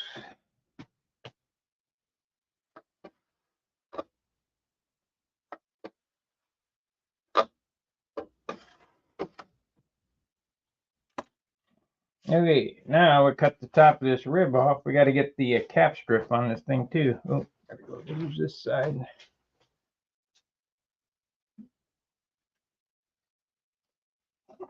Stay outside the line. You can sand down to the line. Well, that's hardwood.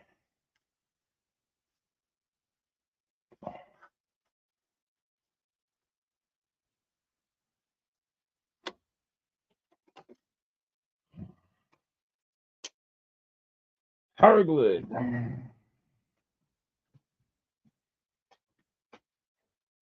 So the difference between 5-pound and 7-pound wood on this airplane is probably about 5 ounces. Because I think I could build it at 40 ounces with 5-pound wood.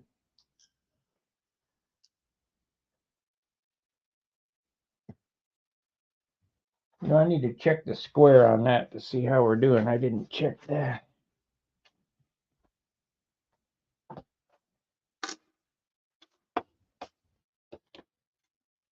Get in there.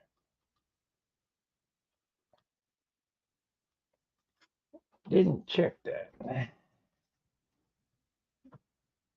Not that it matters. We can't do anything about it now.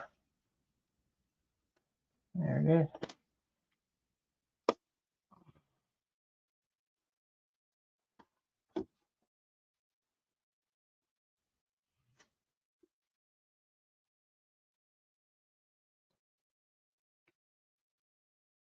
I might tack glue that.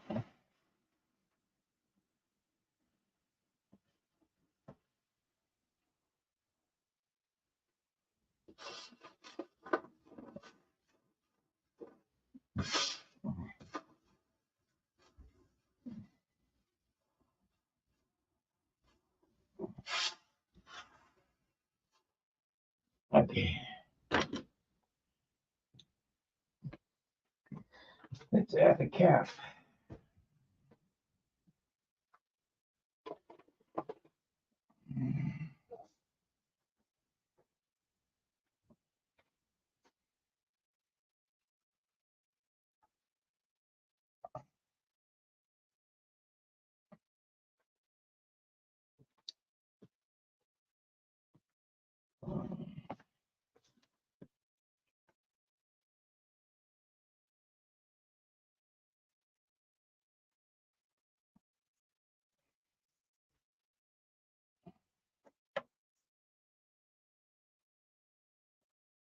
The weather is crappy. Our flying season is over.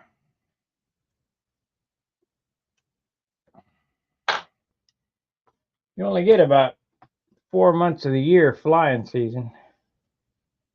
We got to take an 8th off of that now. Oh, no.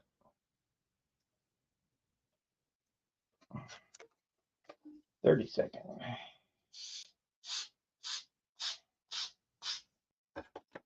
Kind of hard to be competitive when you don't have that much time to practice with them guys that fly all year round.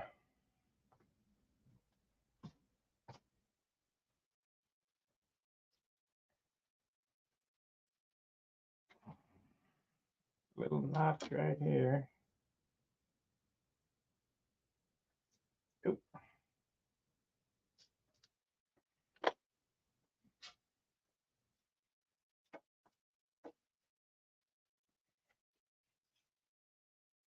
There it is.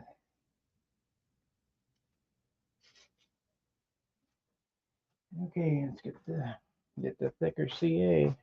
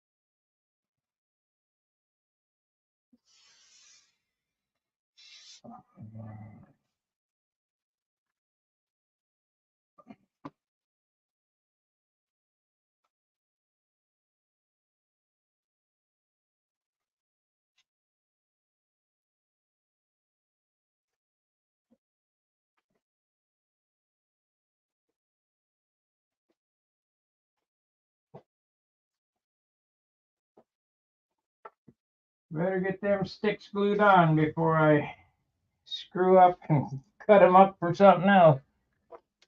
Cut this rib apart.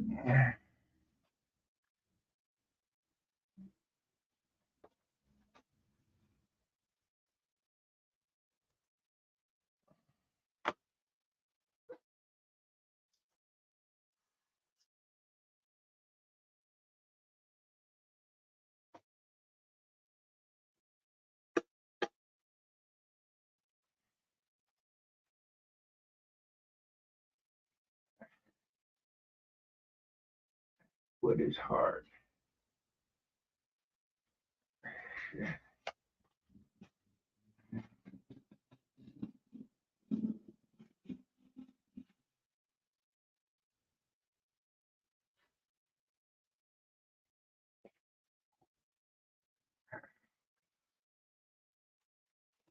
Okay.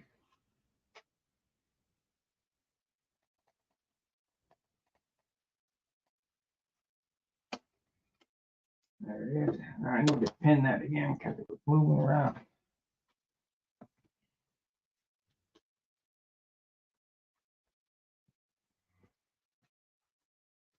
She was a moving around.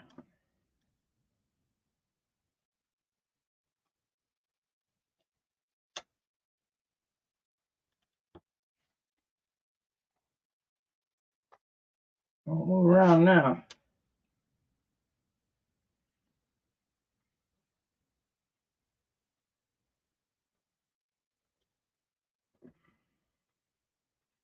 I could put a dot of glue on there.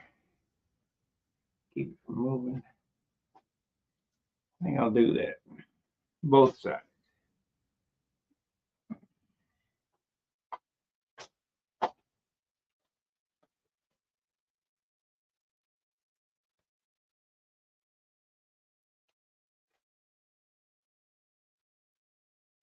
Won't move now.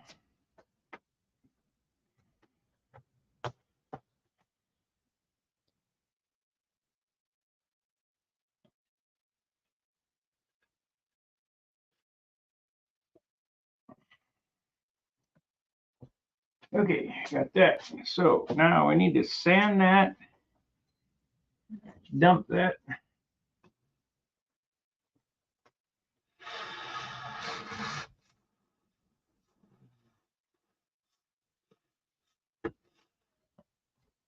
There. Problem is, shit, I'll be sanding that too. Oh well. Oh well.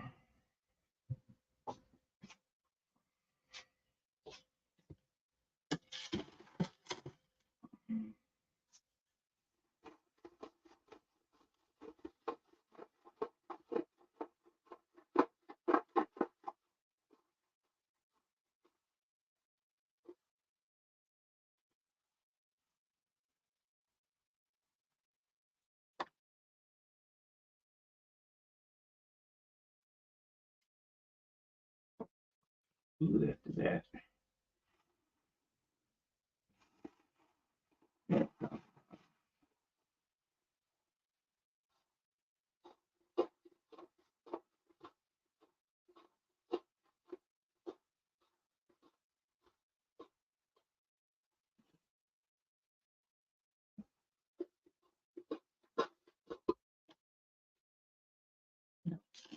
Good.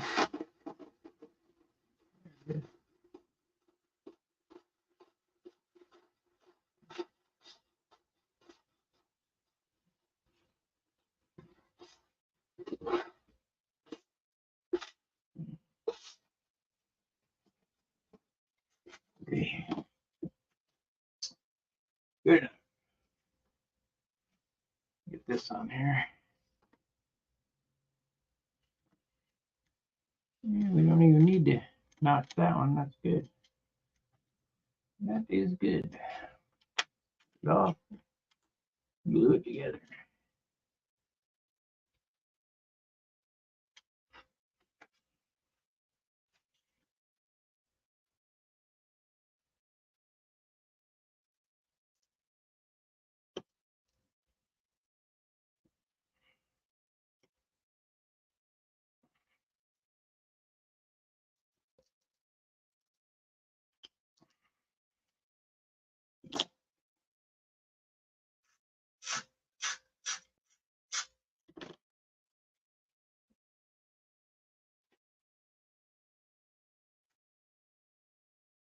Okie dokie.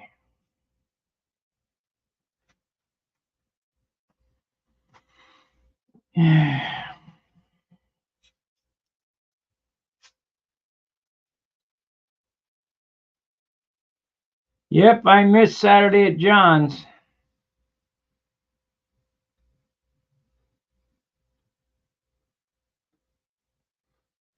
You know, he's offered to the club members to go over to his house and build. He's got a beautiful shop, and them guys won't take him up on it. And he's pretty knowledgeable on what he's doing.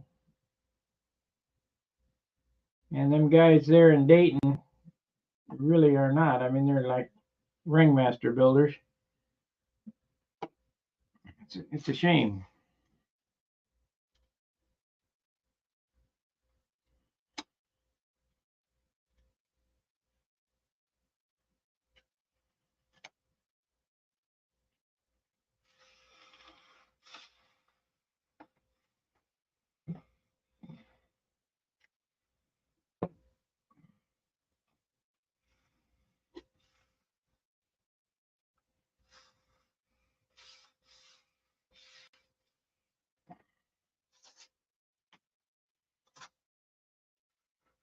Boy, it's going to be a bear on that like glue.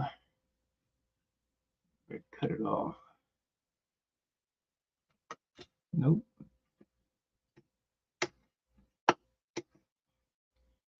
Nope. You're going to have to battle through that glue, wherever that came from. All right. I don't know what we're doing on ribs. I cut a set that were too thin. I'll try fitting those. If they don't, I'm going to have to cut another set, which is 30. 1, 2, 3, 4, 5, 6, 7, 8, 9, 10, 11, 12, 13, 14, 15, 16, 32, 33. Where the hell did that glue come? There it is. That would be 33. I'm going to have to cut these flat too here so they meet up.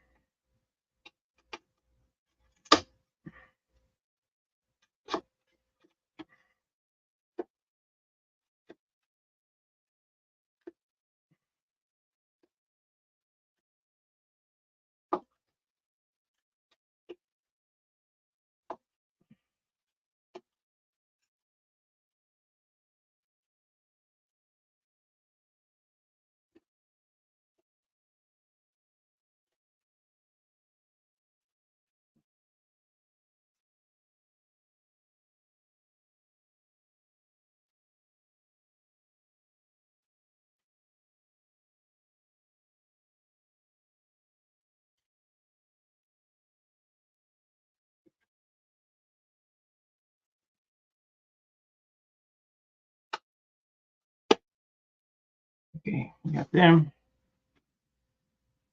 All right. All right. I need to sit down for a minute. My legs are getting tired. I don't know how that happened. I guess I'm just wearing out.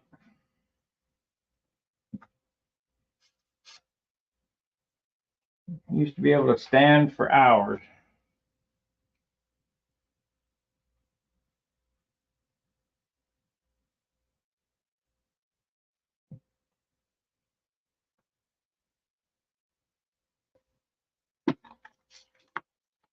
Well, let's see what it looks like. Put this in there.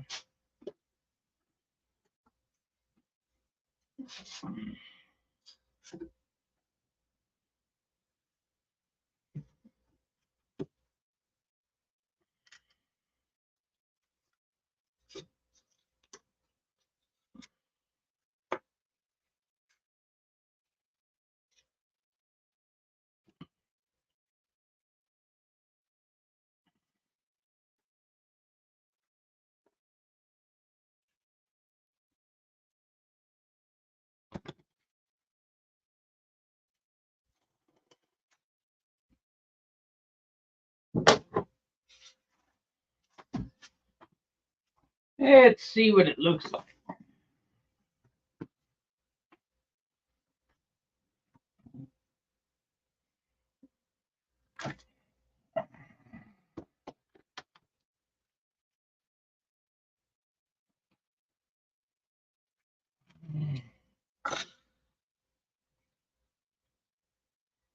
Yep, looks pretty damn good. It'll be a beauty.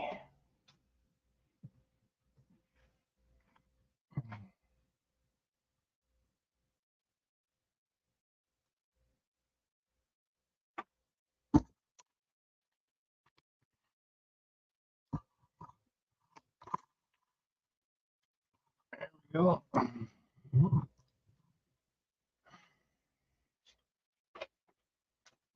Stylish classic look.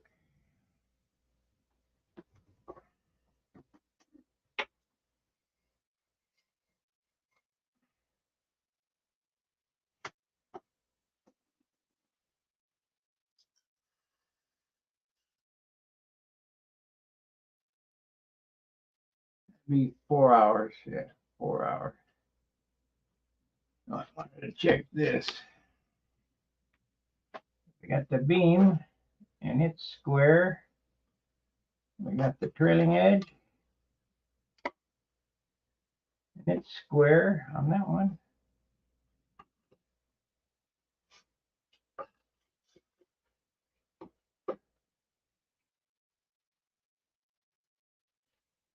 Pretty damn square. Checking as I go, make sure it's okay.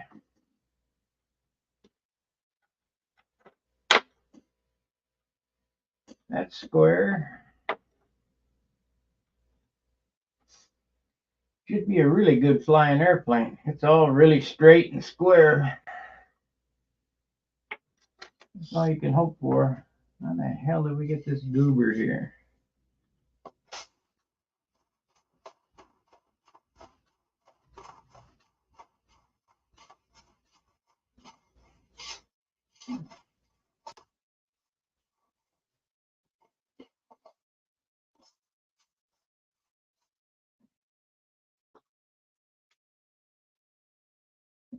I need to make 2 more 1-inch center ribs.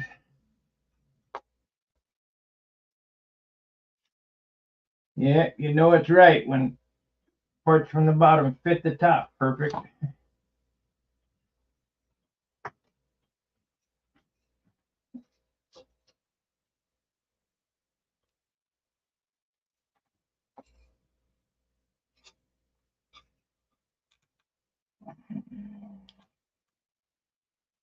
And not exactly. It's not exactly the same. Thousandths off. It'll be fine. Just put it there for reference. Need to think about this bell crank while I'm at it. Originally, I was going to put the bell crank in backwards. However, well, yeah, I really need to put the bell crank in backwards so that I can have those blocks on this side of the fuselage.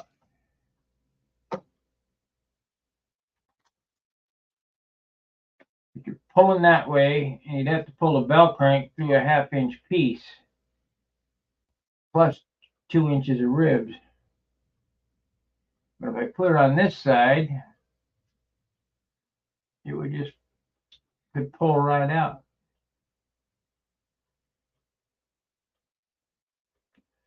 Always engineer your bell crank to pull the stand across the parking lot. Unlike some of them guys. So we're going to run it in backwards, I guess. Push rod will come out on the inside, and I need it to come out 1/2 inch away from the fuselage. We'll work on that right now.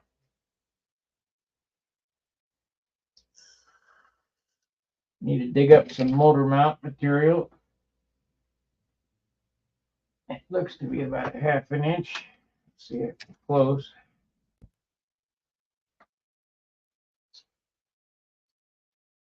Yep, that's a 1/2. I don't know about the top. Should be 2/2. I put it on the 3/8 side. That would give me enough. Okay, so let's see if we can dig up a piece of motor mount. Balsa, that's balsa.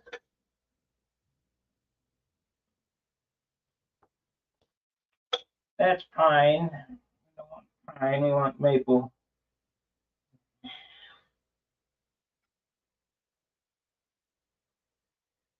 Pine, come on, I gotta have motor mount material. This is pine.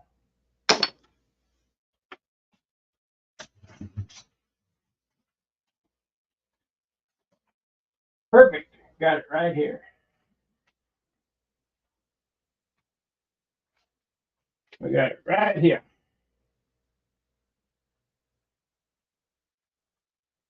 This piece of shit glued to it. Don't CA the sandpaper to the motor mount. which I did. Now I got to battle to get it off. Where's the knife? That's a scalpel. I can't believe I got so many knives here and I never can find it. Never find one.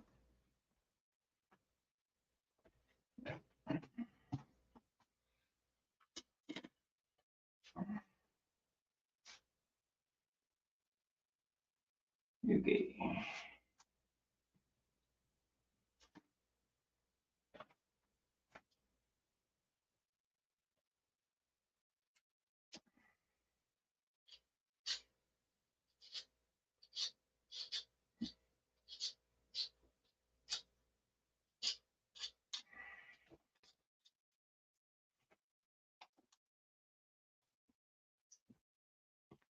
Okay, so you want a floater. Get the bell crank.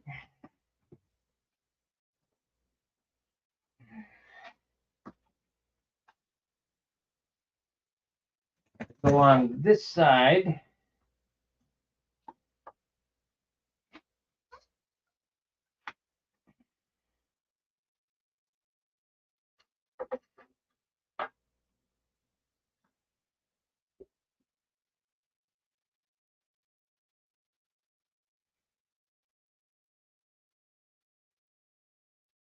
So it's the best thing to do.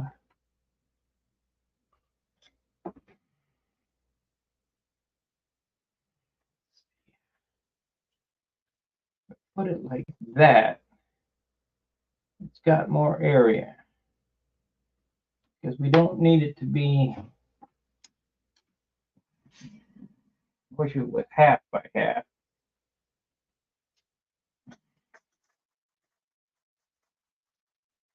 But I ain't got none of that.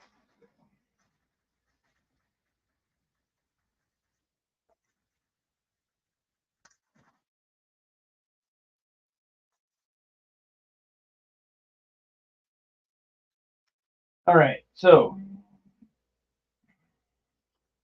if I cut two 1-inch long pieces, that'd be, no, we'll just cut, we'll cut it this long. Cut it this long. So my motor mount is 1/2 by 3/4 by 3/8. No, it's 5/8. We'll make it 3/4.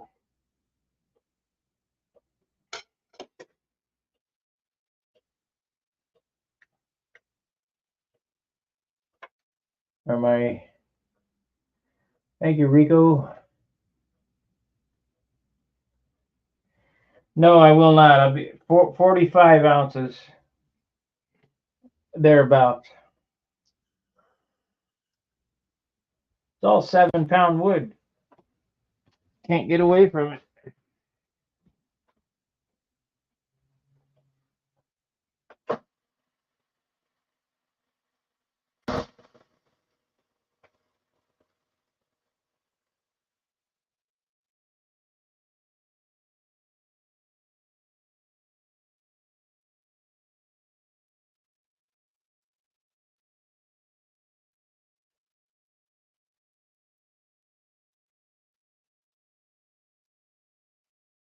About 620 squares, 45 ounces. It'll be fine.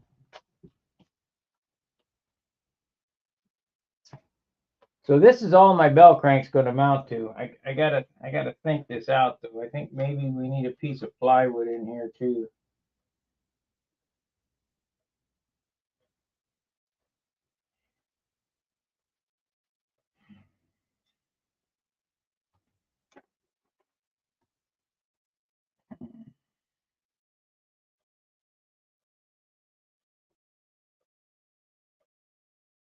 It's glued to the spar and glued to the fuselage side. Epoxy. I need to score these up though. Top and bottom. If I put it in like this, you only got 3/8. If you put it in like this, you got 3/4 pulling. I don't foresee. Nah, I don't need the plywood because you'd have to pull this through the 1/2 inch sheet of 7-pound balsa, plus pull the spar, plus pull it through a 1-inch rib. No, ain't no way. Ain't no way it'll be fine. But I do need to sand it. So give me a second while I sand these up.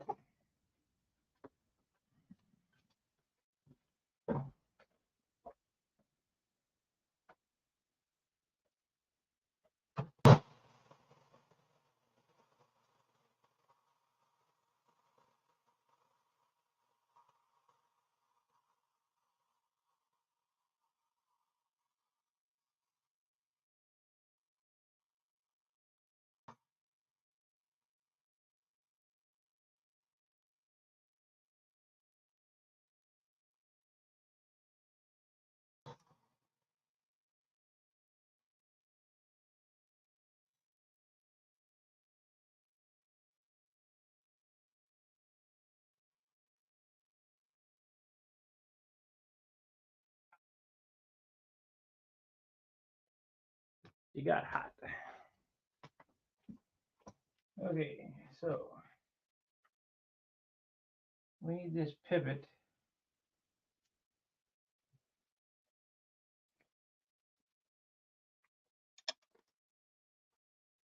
I need that pivot backwards. I need that pivot right there, and then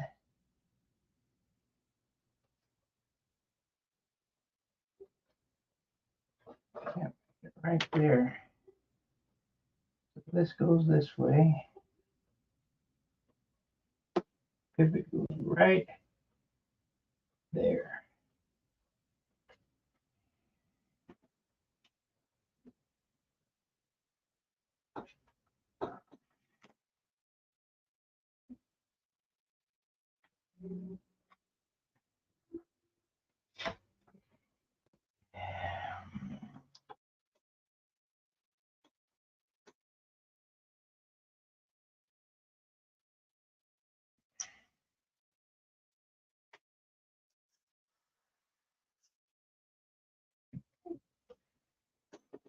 Let me see what the lead outs are going to do. Pivot's right there. Where is that ruler? There it is. Center of gravity's here. Lead outs come out there, so they'll come out right there.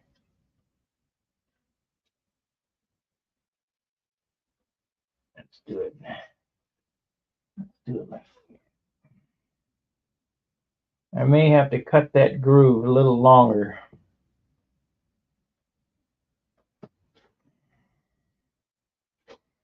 Yeah, probably. Shit, I should have thought of that before I. So we need to. No, because I may need to move them forward. It'll probably be okay as is. Let's see here. Lead outs. Yeah, it's about right.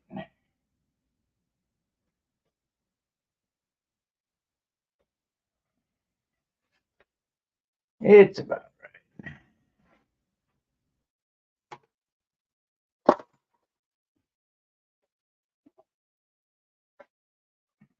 A lot of thought goes into this stuff.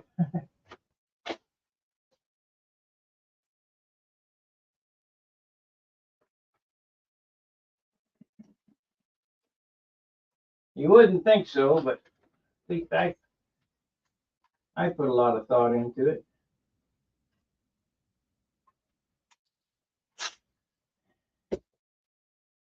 I'm gonna have to get me another battery out of the garage.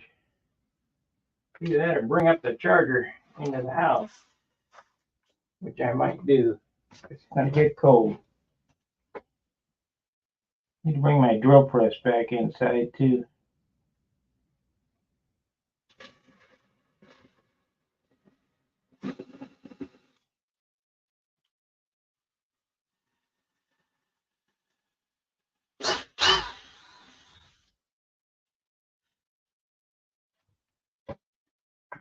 That's all that's holding the bell crank in.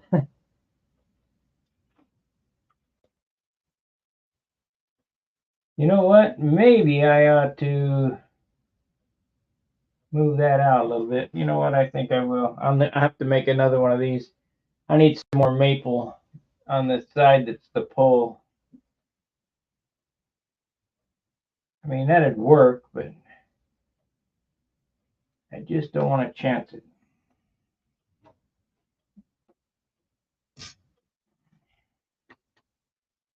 So we need to, let's do this again and put this right here.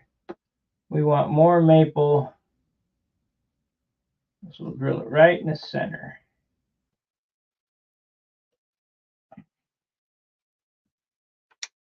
I just make another one.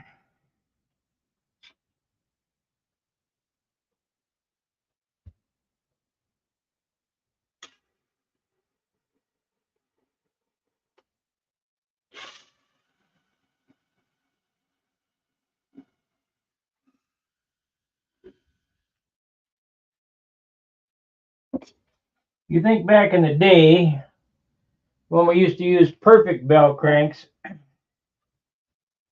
on a plywood floor, what a Mickey Mouse setup that was.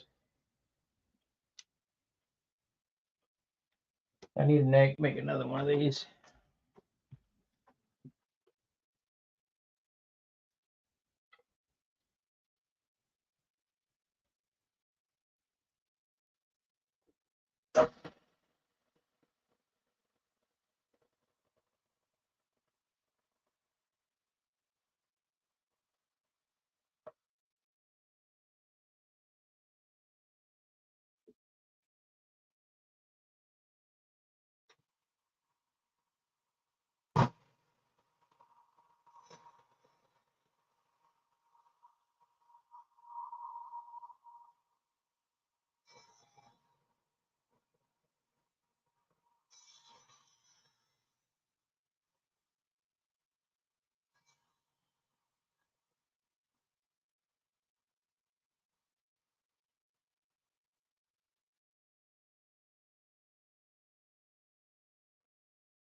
Yep, those were the days. Mickey Mouse stuff.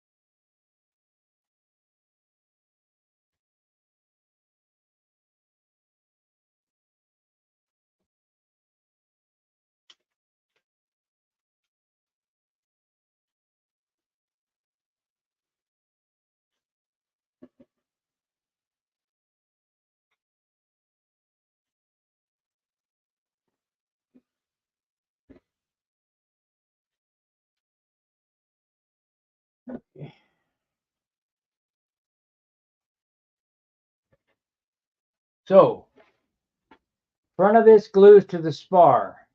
Side of this glues to the fuselage side. Top of this glues to the cap. Epoxies to the cap. In order for this to pull out, and that leaves, let me see, how much does that leave? Really needs to be closer. Shit. I might have to go with the original run. It's like I got a problem with the fuselage or the push rod coming out next to the fuselage. I only got a half inch to work with. Let me grind this off here.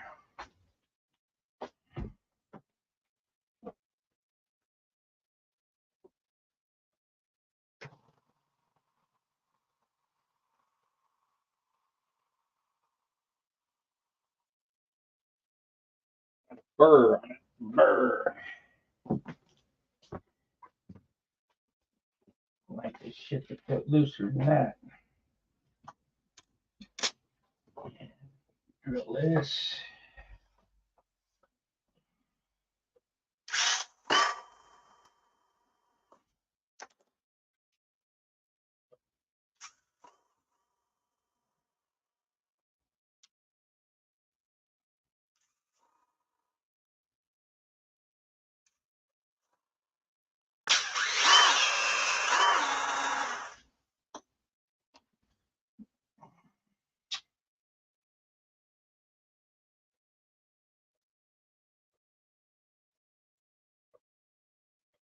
There it is. So we're going to need to cut this piece how long? I don't want it any longer than the spar is tall. What is that? It is, here again, every time I want to use it, it's on the wrong side. Inch and a half. I need this to be an inch and a half. So we'll have to mark it, cut it, stick it in there and see how it looks.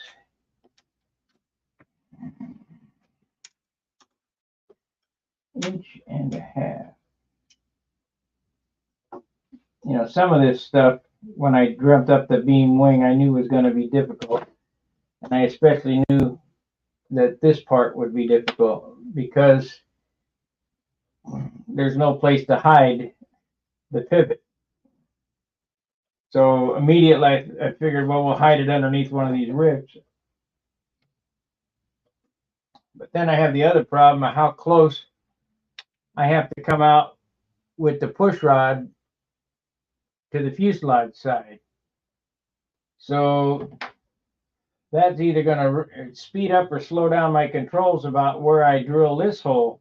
And it has to stay perpendicular to the push rod, or to the fuselage. The push rod has to stay pretty perpendicular to the fuselage because I only got a ½ inch or a ¼ inch actually to work with. So it's going to be a little difficult. We might have a reverse scoop on there to hide that hole, depending. So that's what I really need to work on this part here before I put the ribs on it. And then after I get the ribs on it, we'll turn it over and work on the landing gear. Get the platforms put in. Of course, I could measure them here and get the pieces cut. Let me get the cutoff wheel going here.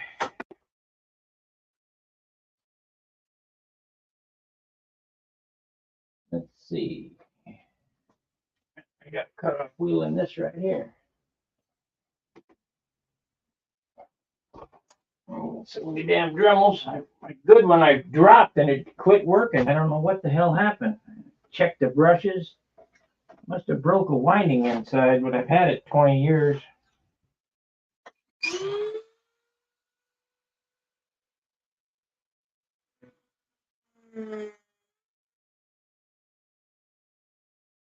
It's on the end so I can find it when it falls off. It shoots across the room.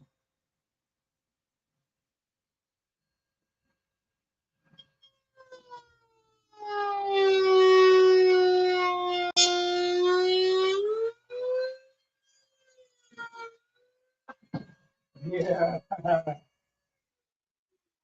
I see you. Yeah, I see you.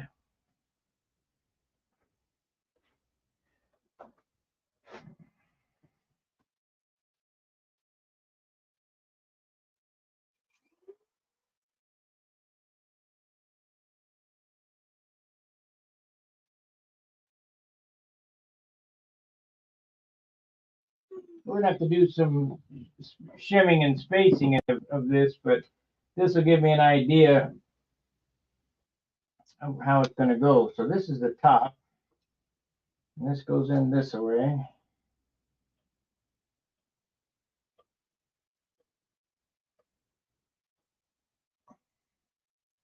This is the bottom.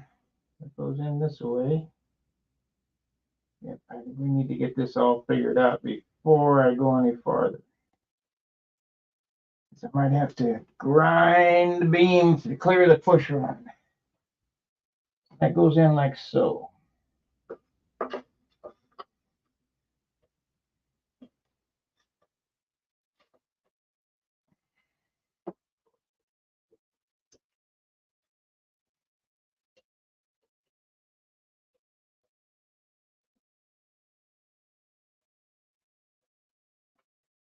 Wow, it's gonna have a long throw. Long throw. We're gonna have to we're going to have to inset that 1/4 inch.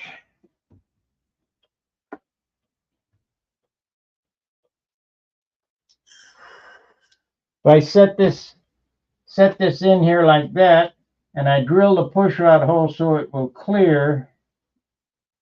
Let's see, that is up.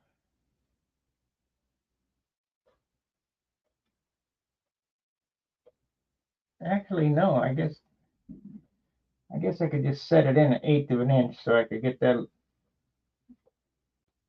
a little closer. Let me mark this and see how far off center it is.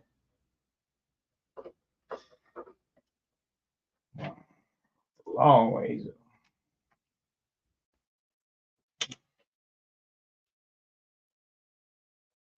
Nope, it's 15/16. Controls will be a little fast, but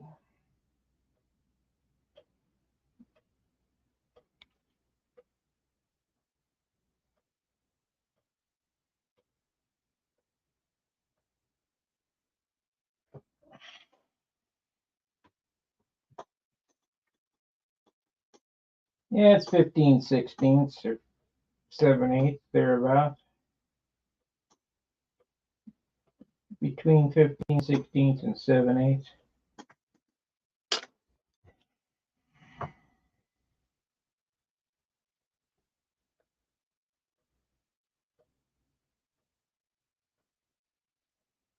No.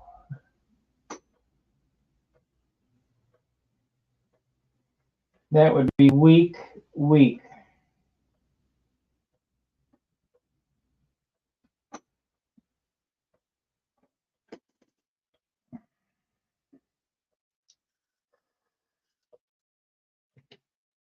You can ask John. I like my bell cranks to be put in there that I can drag the pull tester and the pull test guy who's standing on it across the parking lot.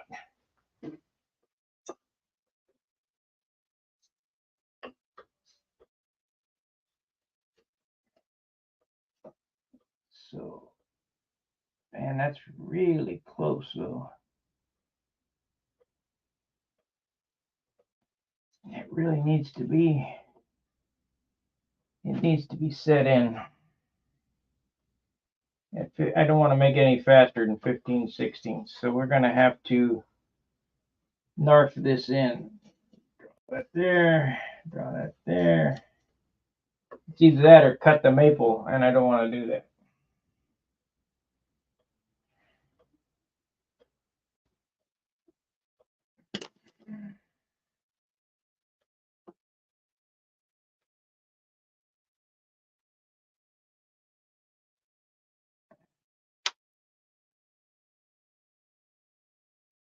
So we'll just narf that in there.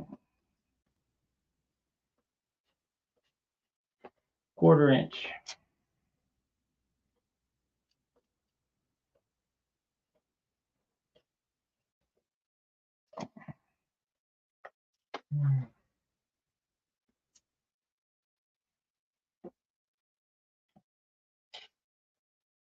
So it's pulling through 1.25 inches. I'm gonna have to redesign these maybe. No, that'll be fine. Let's see here. This one here, this side.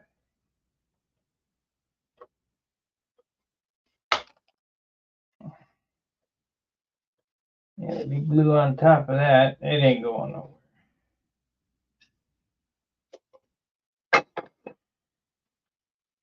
Maybe we'll only go in 1/8. Mark it in 1/8 instead of 1/4.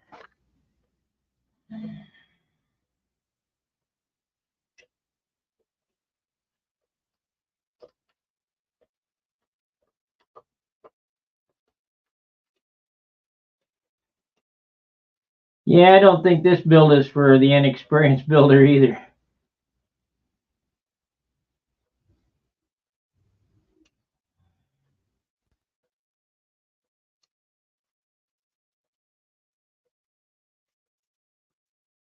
I mean, if you got the videos, and you got the plans, you probably can do it.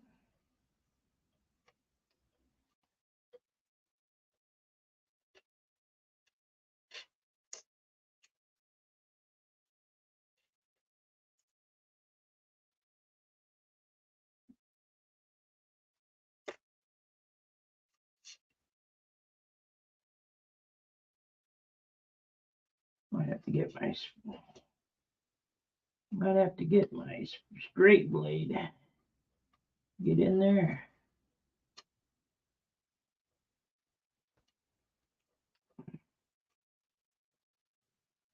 This ain't your typical ringmaster. I tell you that right now.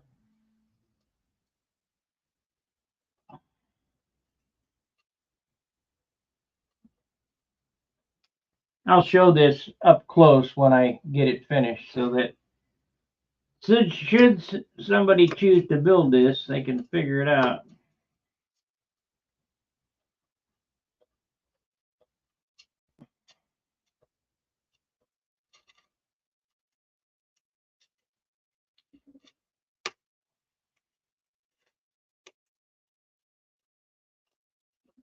There we go. There it is.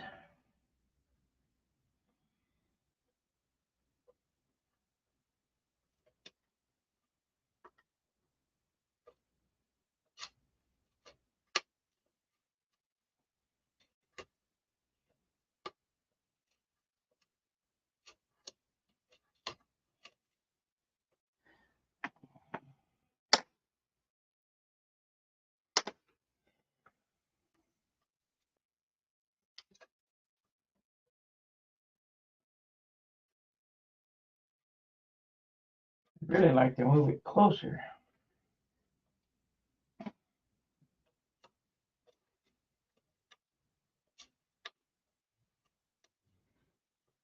You know, if I'd have known this, I could have done this before I glued the spar in the wing. But this being a prototype,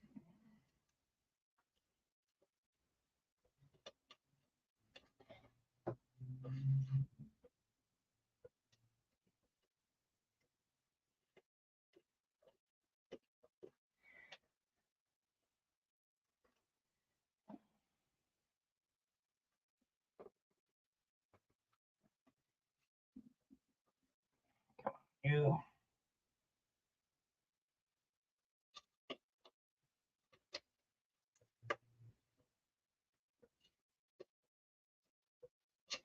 I think we might put something over here too. So it has to pull through another piece of maple on the other side. In all actuality, now that I think about it,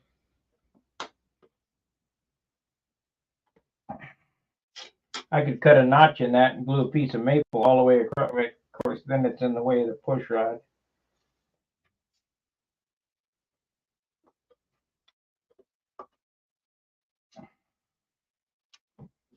I think that might be better though.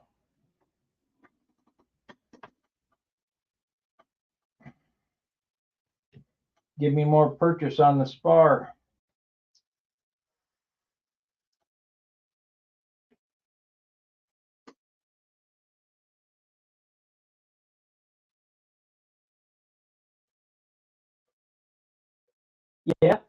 Yeah, that's what I'm going to do.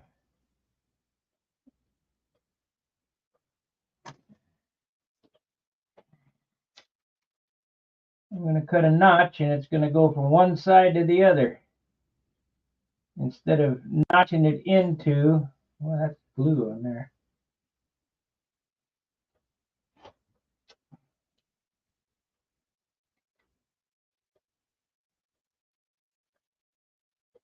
We'll just cut it all the way through and slide it in. That's it. Why didn't I think of that in the first place, dummy? So, because then I can put it anywhere I want. So how long does it need to be?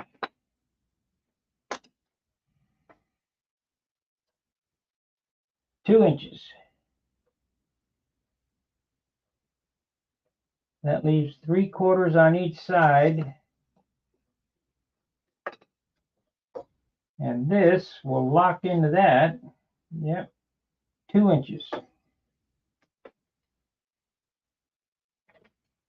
Yep, I like that idea better.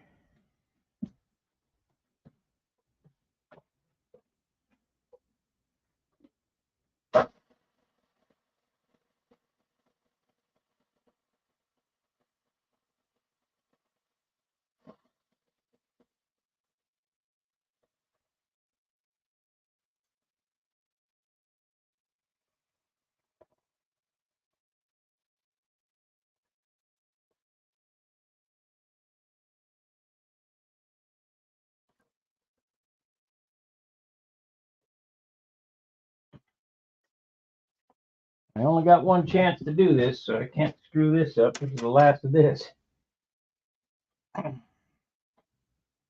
So the motor mount now is going to go through the fuselage, glued to the spar, both sides glued to the top. Yeah, this is better. I mean, it probably wouldn't have pulled through that 1/2 inch plywood, but a 1/2 inch balsa. But I really couldn't get the bell crank where it needs to be. So I think with this will be better.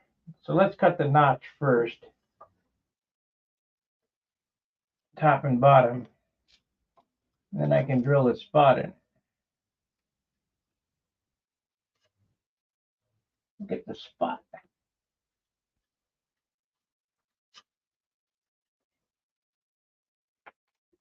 So where's this little saw? I wonder what happened to my good saw.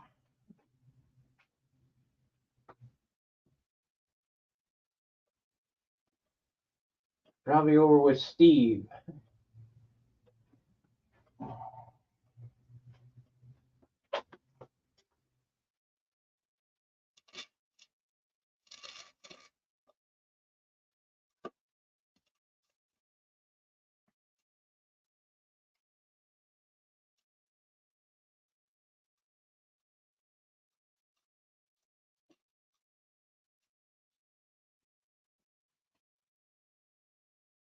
Oh yeah, oh yeah.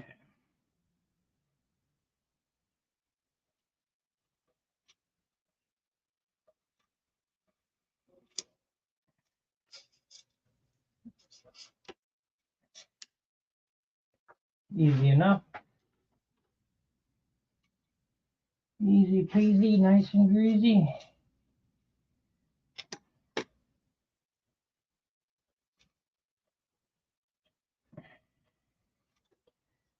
Little sanding stick.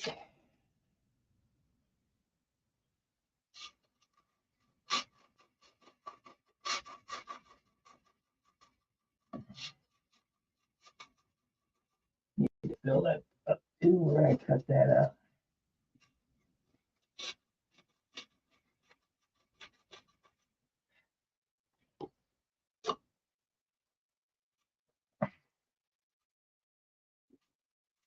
There it is.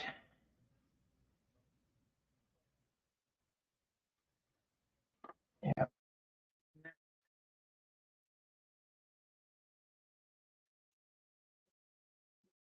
Before.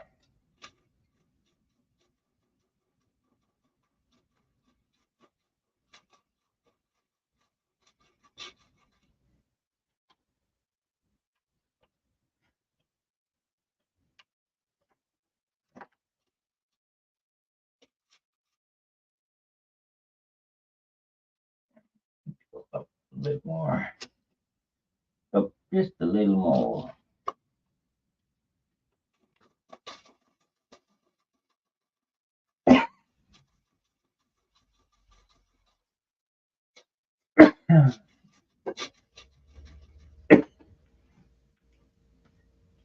Yeah, we need a 1/4 inch piece of that in there.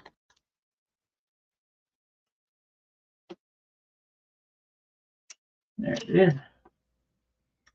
Of course, it don't matter. It don't matter, won't see it.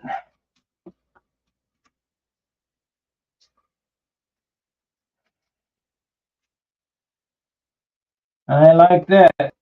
I like that a lot.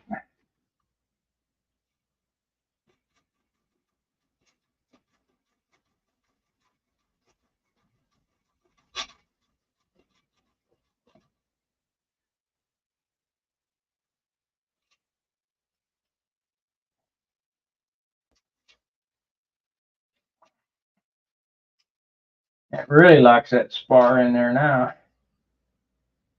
So I don't even need to worry about that side. We just need this side here. What the hell's going on? I just had it fit and now it don't fit. What's the deal?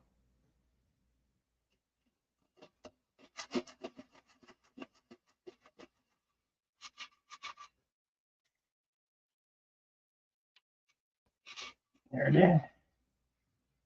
Okay, that's flush. That's perfect. So that comes over to that, and that'll glue onto that rib. Yeah, this will never come apart. So if it pulls that way, there'll be enough angular. Yep. So we need this.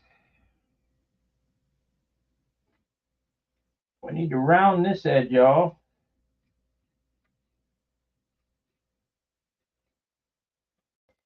And taper this edge.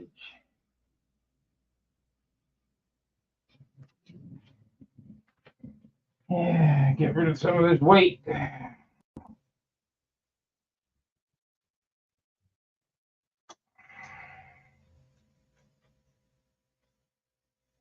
then we'll make the other one just the same. You give me a second on the sander. Actually, I'll cut it and then sand it.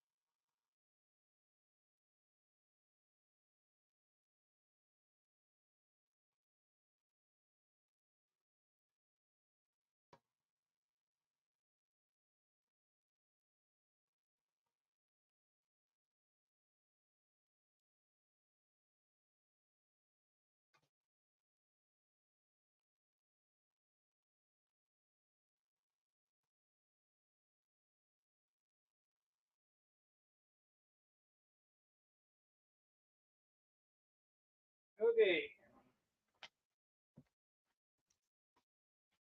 Here's the piece. This glues like this into this slot. We got plenty of brace on this side. I can move the bell crank anywhere I want now and glue it in. That's perfect. I have to make a water closet call. I'll be right back.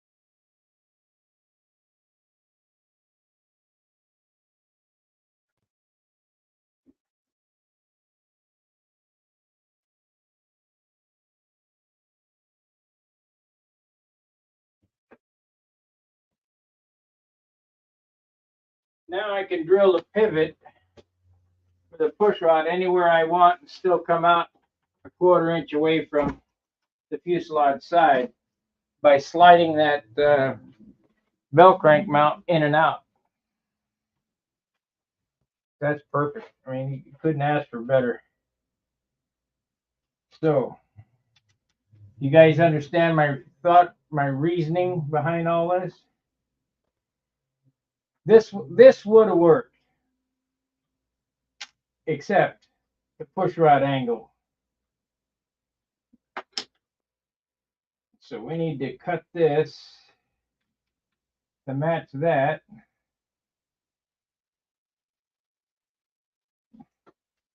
I mean, the mad scientist, I do have some, we're engineering this as we go. Need to put a new disc on my sander and get a new belt. Maybe I'll go do that today.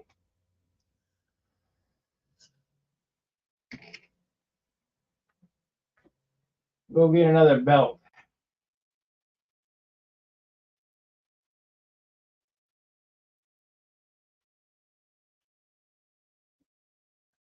No, I don't have to reverse the belt crank now.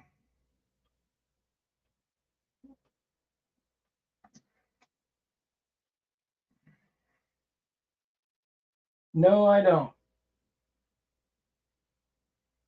No, the belt crank, another thing, a belt crank doesn't have to go in parallel to the center line of the wing. You can tilt that belt crank like that so that the angular movement runs, perpendicular, so that you don't have a big swing in push rod. I sold an airplane. I sold a Crossfire. Actually, I sold it to a guy and then he sold it. And he crashed at the Nats and tried to blame it on me for putting the belt crank in at an angle. I do it all the time, depending, if it needs angular to have the push rod clearance, I angle them up like that. You can angle them up. What's the difference? You want to keep that push rod running as parallel as possible. Let me cut this and sand it so we got two, and I'll drill a couple holes and then I can get a better idea what I'm doing.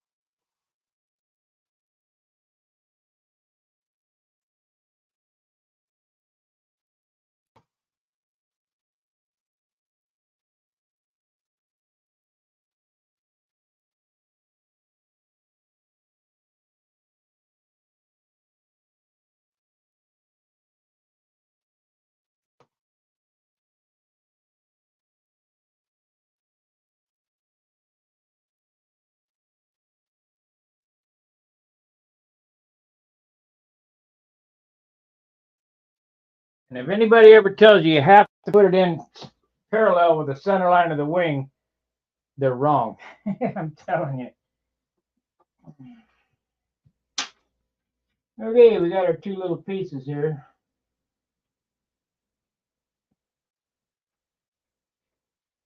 And I want to drill that right there in the center. I want to have as much to that side as I can.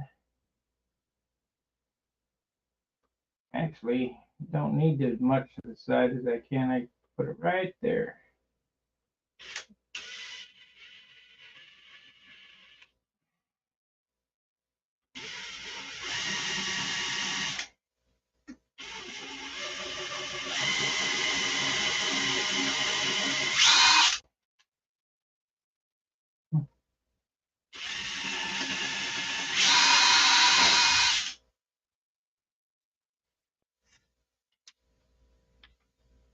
Yep, I'm going to go to Lowe's. I'm going to see if the old lady wants to go to Lowe's or go to Schmucks or whatever the hell the name of that place is.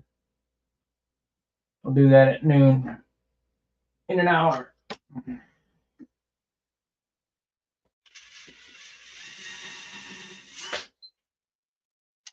That's good. I hate these manual chucks. They don't never work.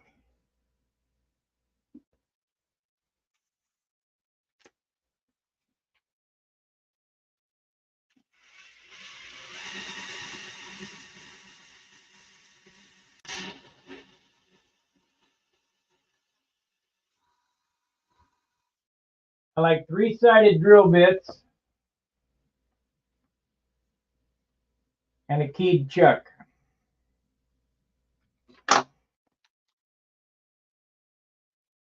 Okay.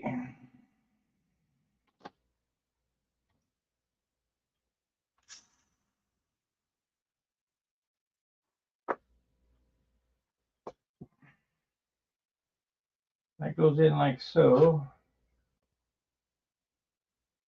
There we go. Really crap.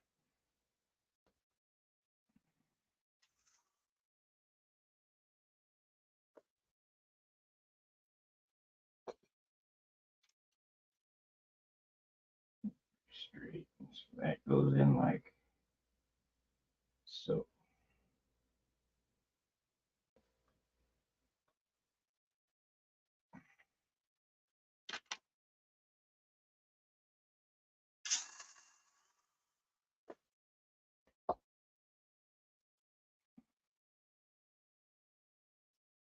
Oh, I don't have that bottom one.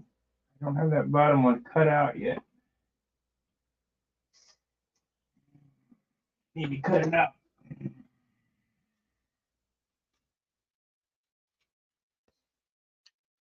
Yep, that's perfect. That puts it right at the fuselage. That's hits, boy. I like that idea. That was pretty good. Pretty good on the fly there, Spark.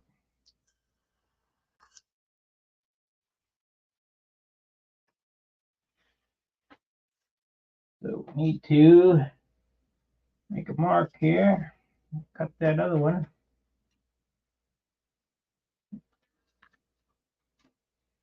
And we're going to cut it down 3/8 of an inch.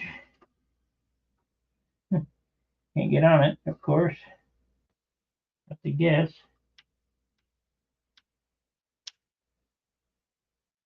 There it is. Go right down to that. Perfect.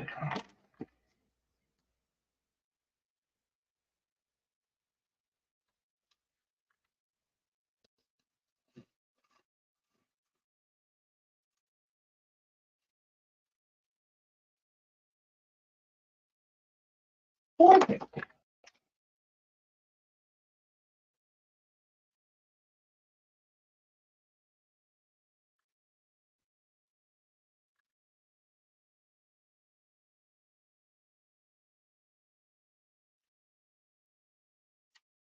Oh, broke that loose. Get glue that before I forget.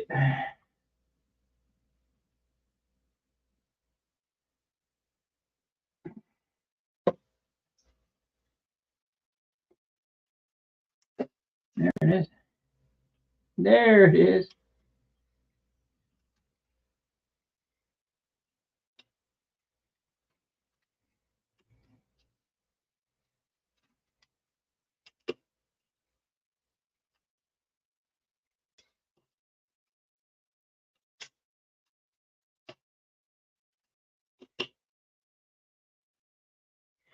Yeah, I need to glue a piece of quarter back in there.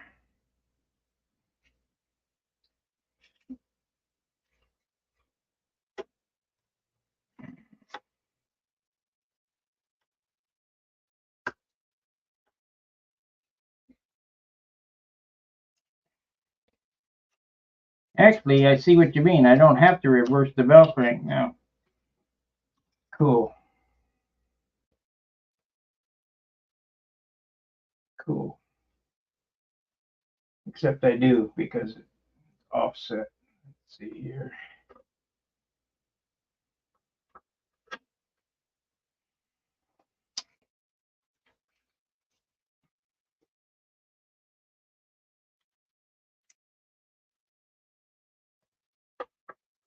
Let's do that or cut it some more. Put it in from this side, I guess.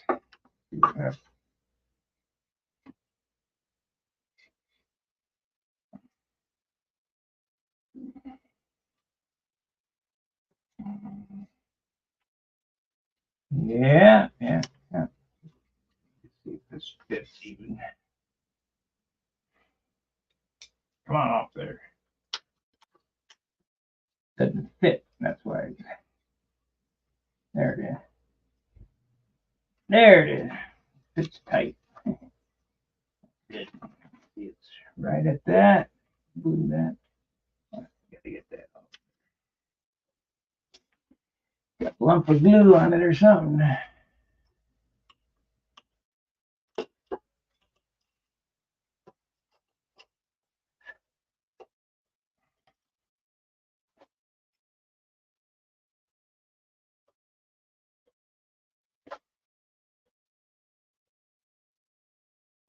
Cut that down, so that'll be fine.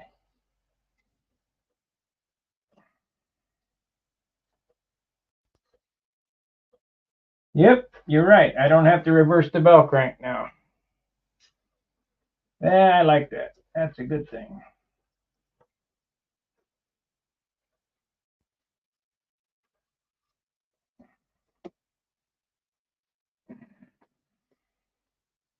I don't really care for reverse bell cranks. I have to do this. There we go with care. There it is.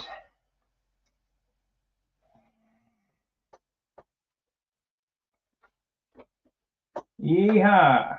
We got it. I'm going to cut that tang off there anyway. It's got way too much tang on the bell crank. It's like an inch and a half long. Get rid of that weight.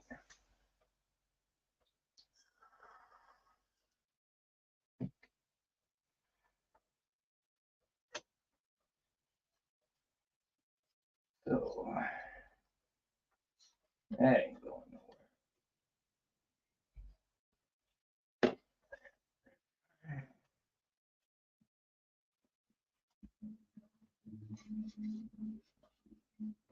What's that? Why is that loopy? Guess if I pull it in, clamps will be fine.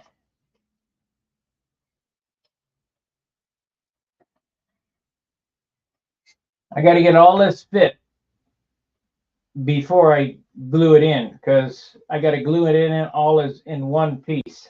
So I think we're going to work on lead outs and stuff now. So what do we got for spacing? We got half an inch. So I need two, a wheel collar on the bottom, a wheel collar on the top. Yeah. Let's see where we are. So if I go right here, what is that measurement? You.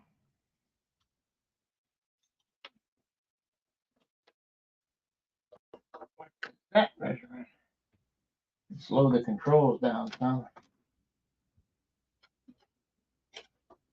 That is 3/4.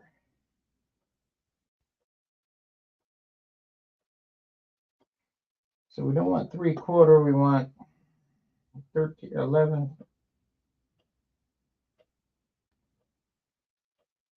Yeah, we want it right here. We want it at 13/16.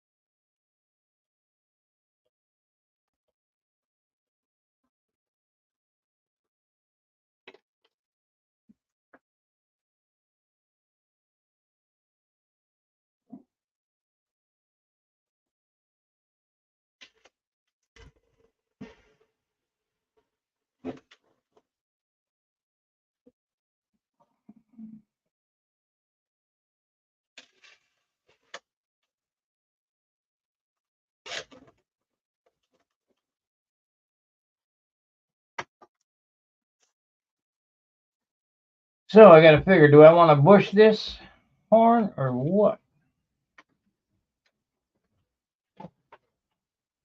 So we will drill a pilot hole and then a 3/32. Let's see what it does. I need to cut that off too.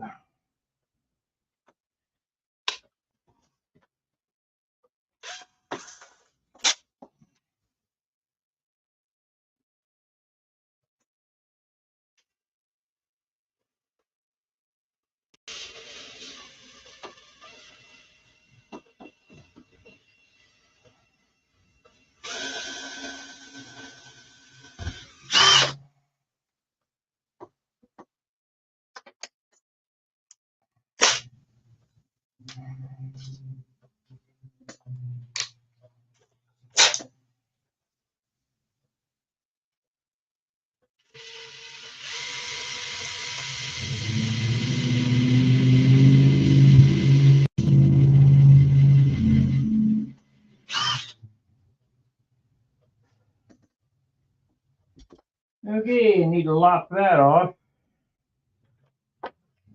Cut that off right. Yeah, need all that shit hanging out there. Hanging in the breeze.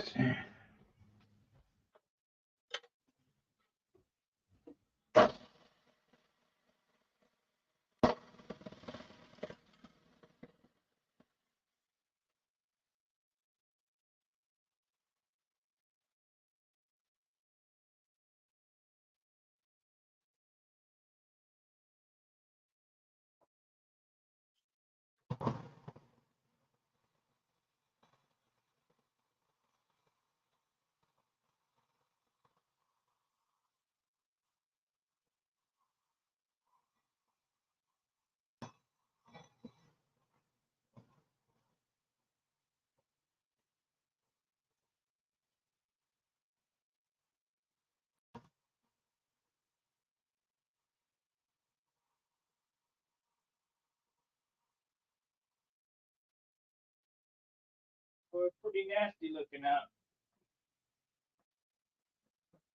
Pretty nasty looking.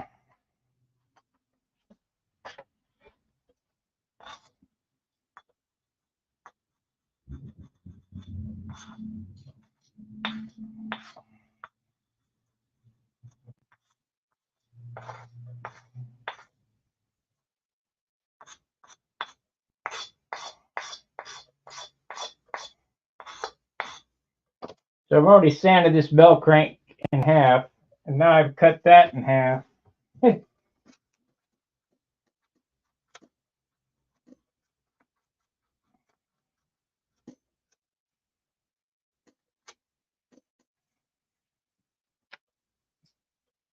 Okay, so that's that.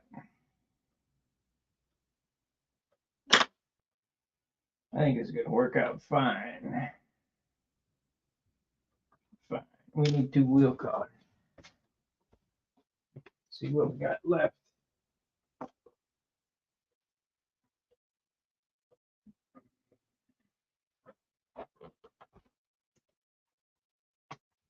Yeah, I have to buy some more damn wheel collars.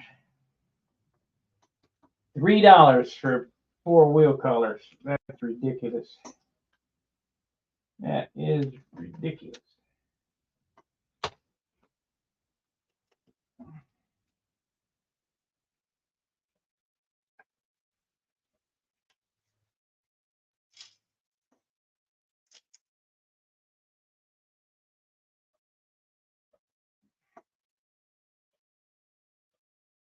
Let's go, Brandon. Shit.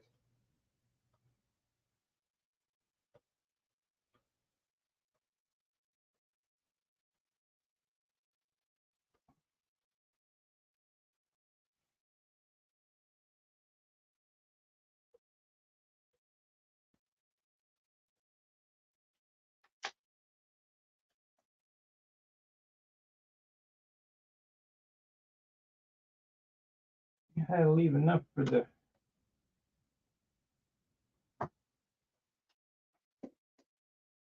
I wish Brandon would have stayed in his basement.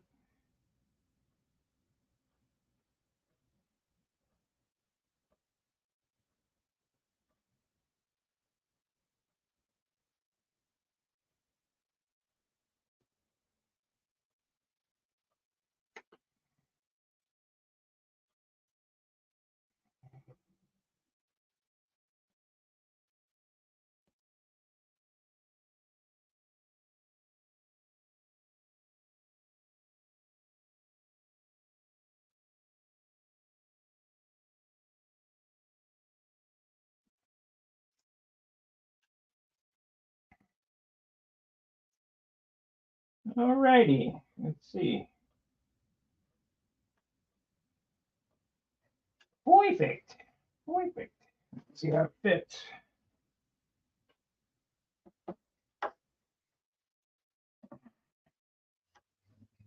Okay, it won't fit like that, so we got what? I might have to grind them. Nope. Nope, that's perfect. So what do we got for that?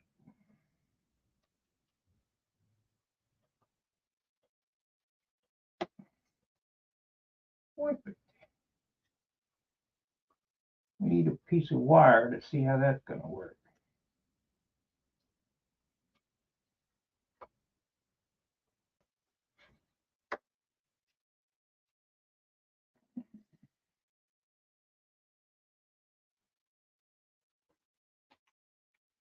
Yeah, piece of wire. So we got that. Do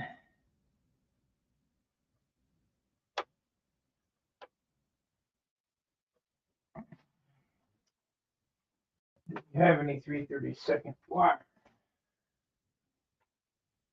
We do. Well, 16. That is. Here we go. Here it is. Get this all figured out anyway. I'm going to bush that with just to give me an idea where it's got to set.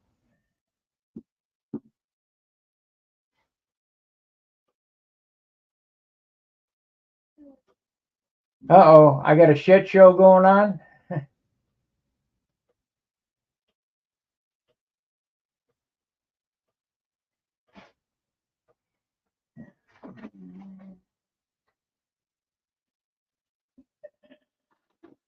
I hope my show ain't a shit show.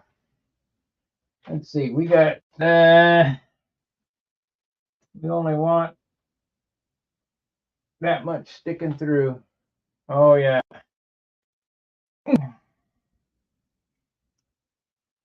Yeah.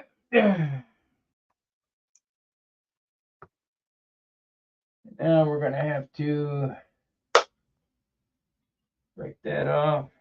See what happens here.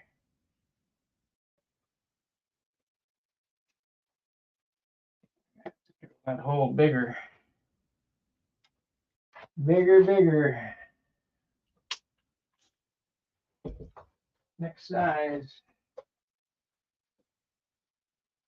3/32, 7/64.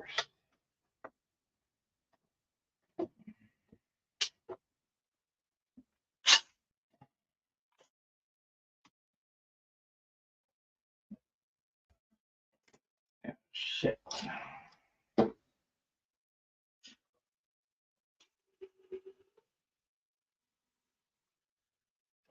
That's too big. At least I get an idea. We'll bush it up anyway. But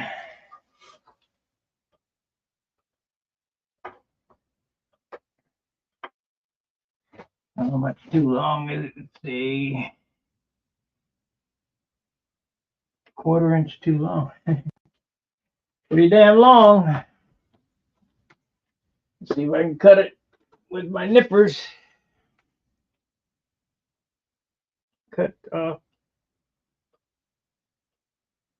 that much.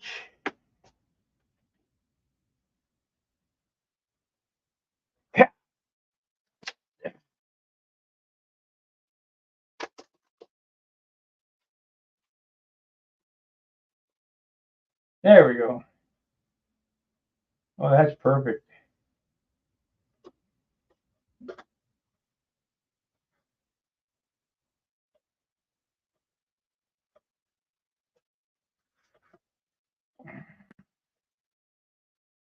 Probably could go even closer to the fuselage.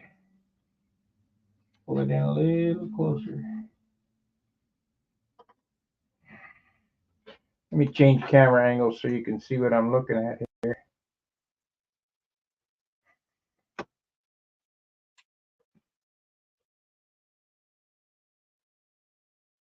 Yeah. Come on, get up there.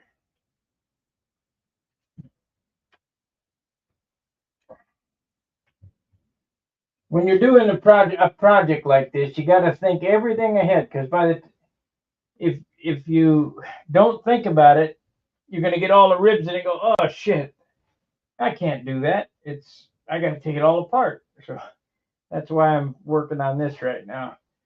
So what I'm trying to do is I'm trying to keep this push rod as parallel to the fuselage as I can with full throw.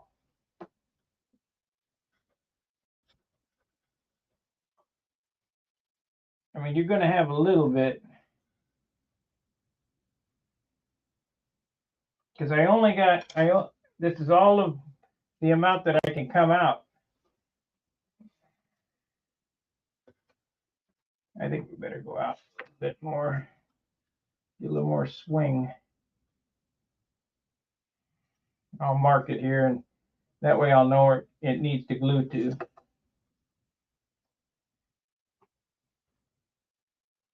I want to come out in the center of this rib, and that's it right there.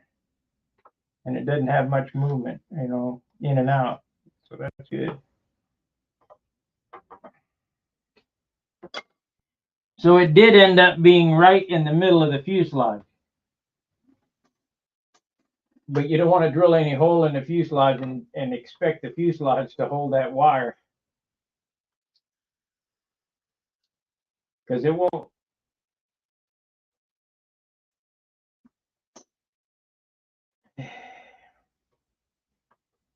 Now, as far as bushing this thing, it would probably be okay without bushing. But I'm going to bush the lead outs, so I might as well bush the push rod.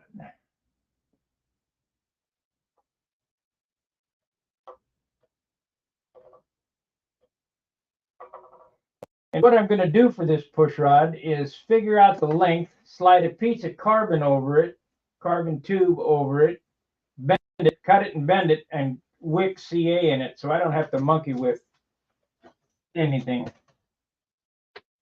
I'll probably do the same for the rear too. You don't need adjustable push rods. You don't need all that BS. I mean, you just don't need it. Not if you put it together, right?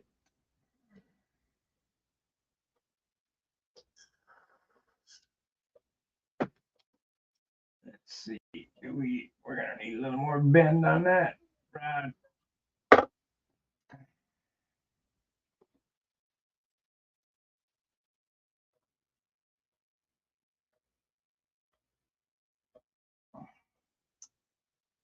A lot of mobile.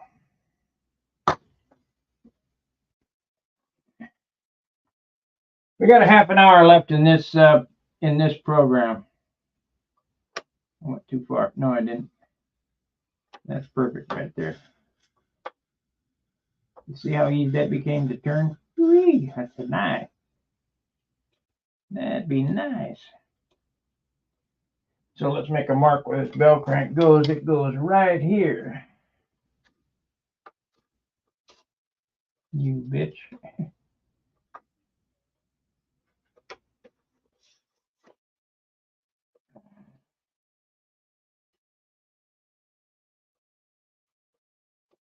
Okay. Now I got to get my Jack Sheik's lead out. Shit.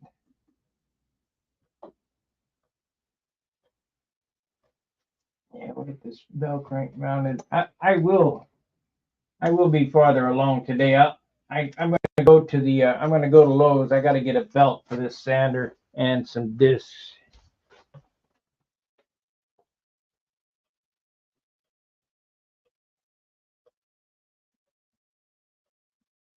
Got to get this off 4x36.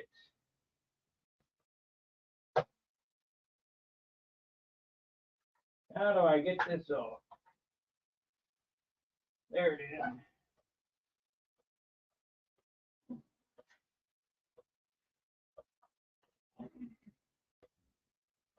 I'd say this belt has had it. There.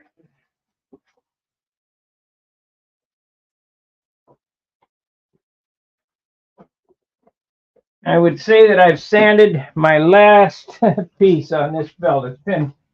This belt has been in there over 10 years. It's pretty much done. Full of glue. 10x36 or 4x36 is what I need.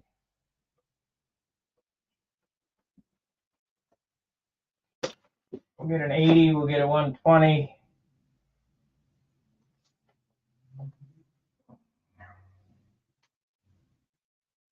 I need some 80 discs, 6-inch discs. Just the way it goes.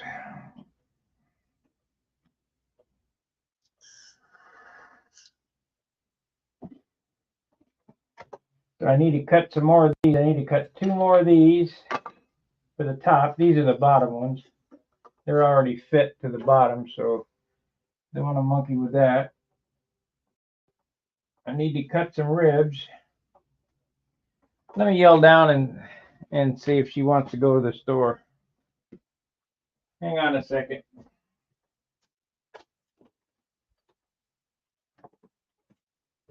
Hey, are you up yet? I'm going to go to Lowe's at noon. You want to go? 11:30. Okay.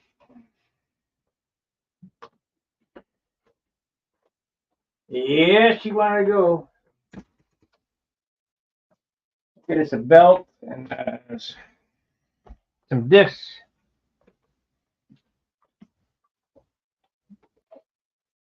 Yeah, crap. It'll be fine. You know it.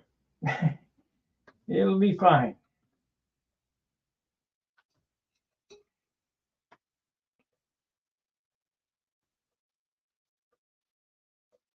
Here's these ribs. I still need to hollow this one out on the belt.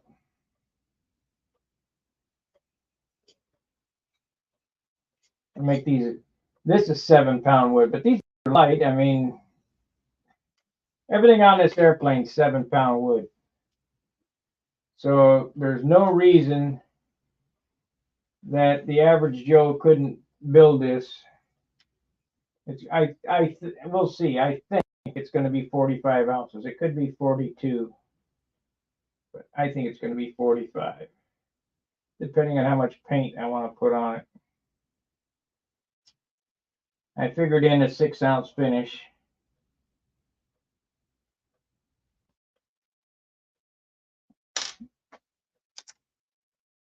And there's guys that are flying these at 60 ounces this size.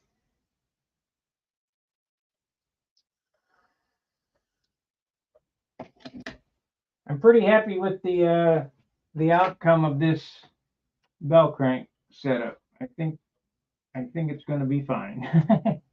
It'll be fine. However, I do think I'm going to need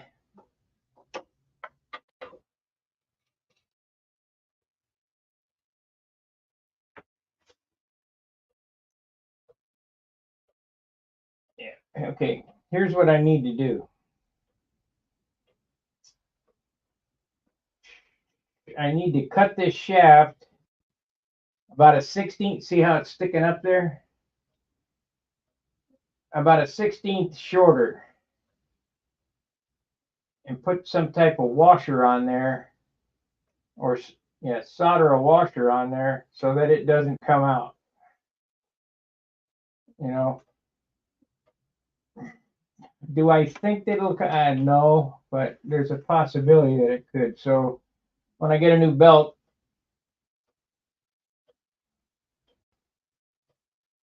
you know, I'm not even going to do that. I'm just going to solder a washer on the top and bottom, right where it sits.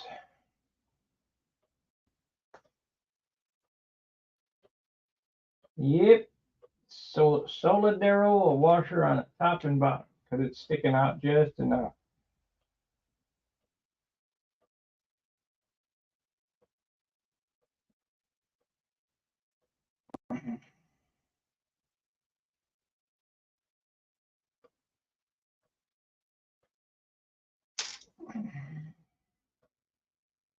Let's do that now.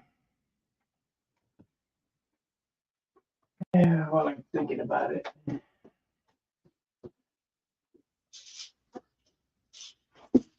First, I got to go over there to get them.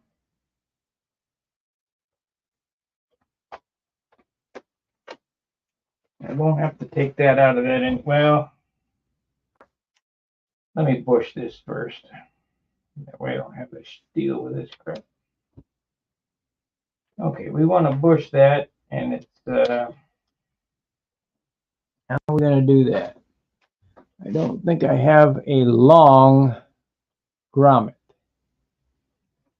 I think I just have shorties. So I need an 1/8 grommet.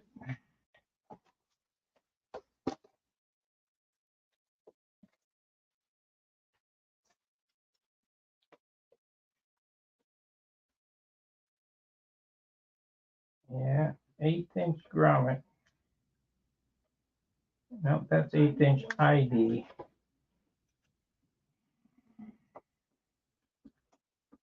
3/32 grommet is what I OD. That's 8.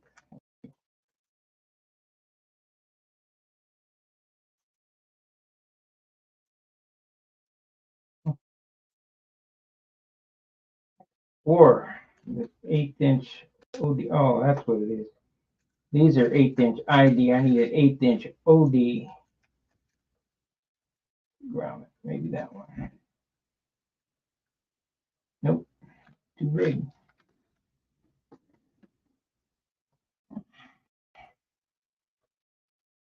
There'd be plenty of slop in it. So what are we going to do here? We got to figure that out.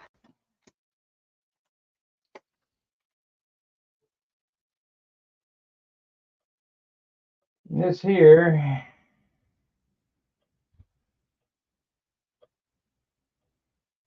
we may let this go without bushing this.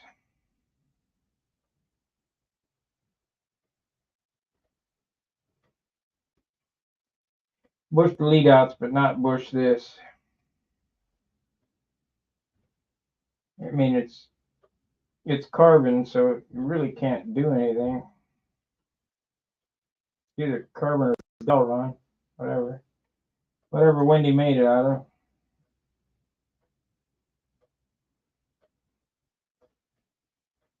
Yeah, we'll just forego that bushing, but I'm going to do the push rods or the lead outs. So I need my lead out stuff.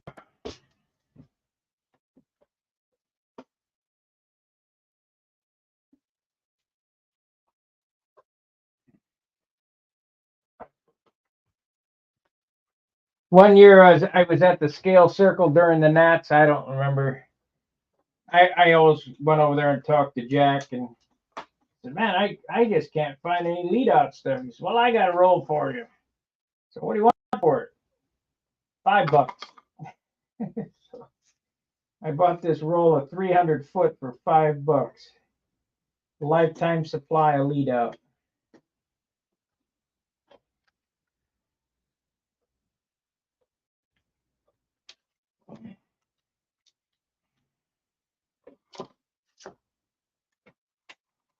$5.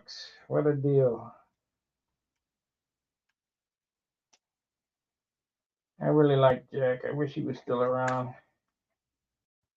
I really like Jim Lynch too. I wish he was still around.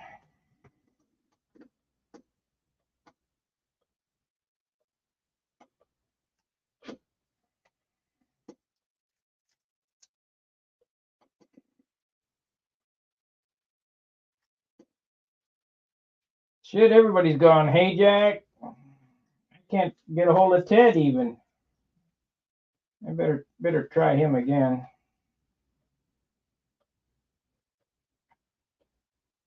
I think Ted may have passed away.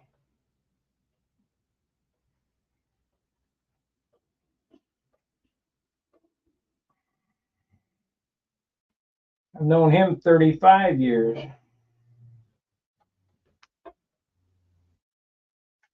We flew a lot together back in the day.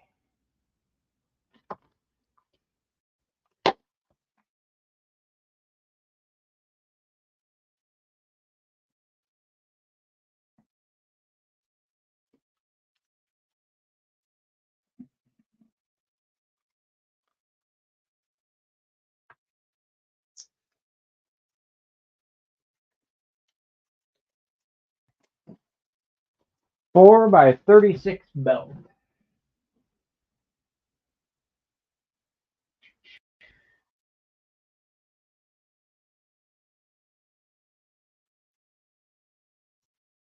I wonder if Lowe's has even got it. Let me check it out here. Might have to go to Homeless Depot.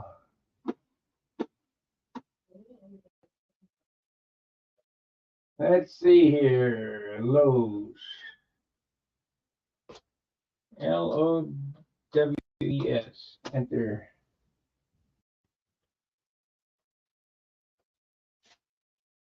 Four times 36 sanding belt. Yeah, they got it.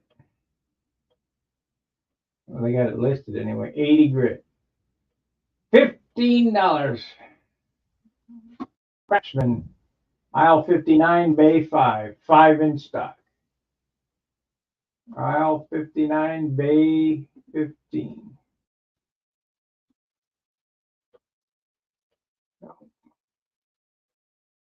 Four by 36 sanding belt. They only got one grit, 80.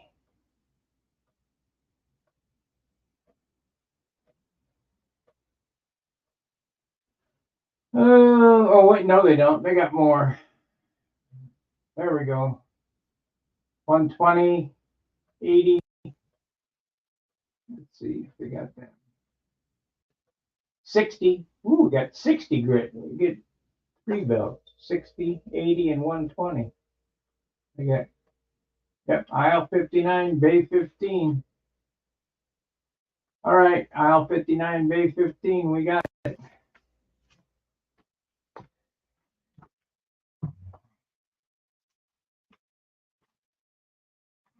Okay, I need some brass tubing. Brass or copper. We could use the copper, I suppose. Let's see what we got here.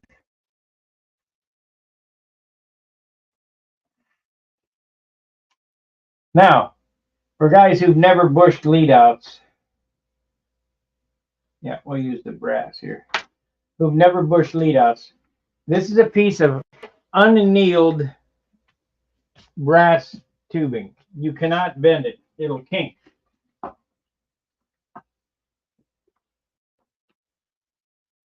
So you just take a propane torch. Let me get the other Let me change camera views.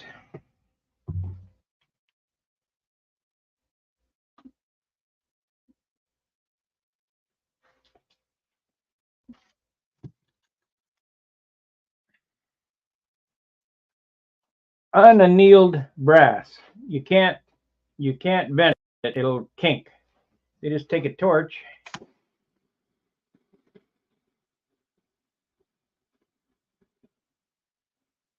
You heat it up till it turns color.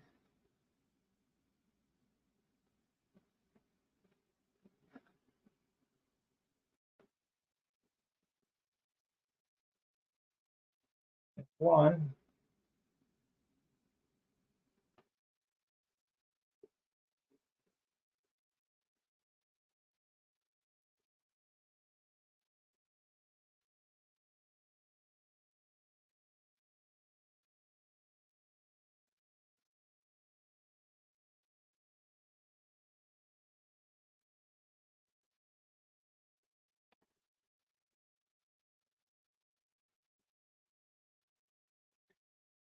And let it cool. Don't quench it. Hey, thank you, Gary.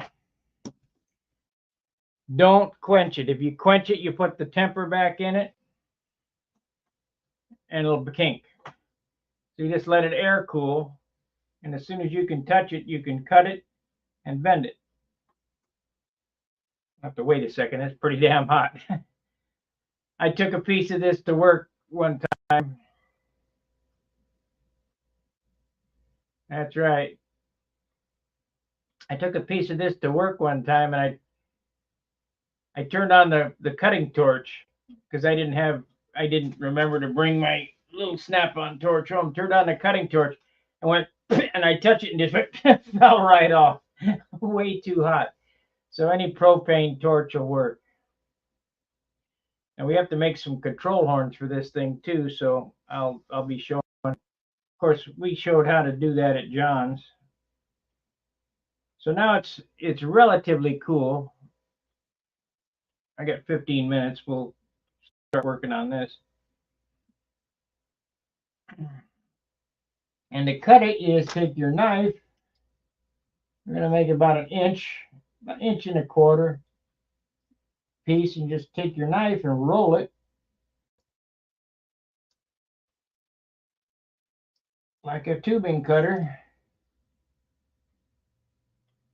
Almost.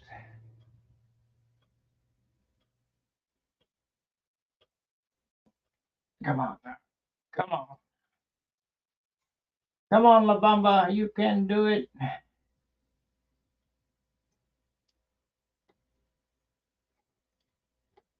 Ah, make a liar out of me.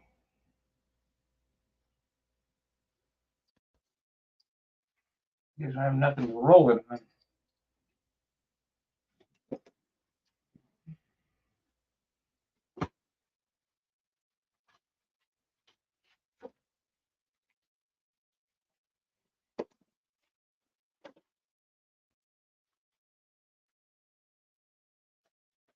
Get it on this cork, get some traction.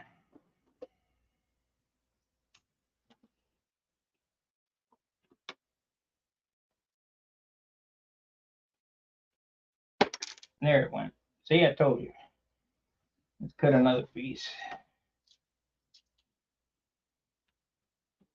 Actually, don't get the falling knife almost on top of my foot.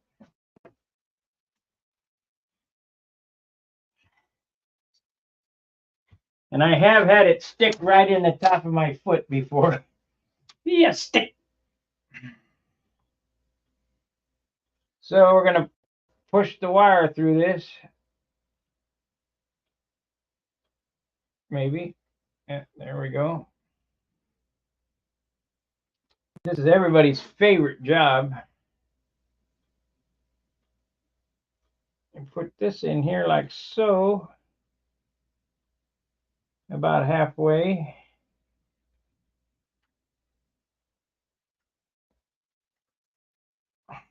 You see how easy that was to bend? I mean, it bent pretty easy.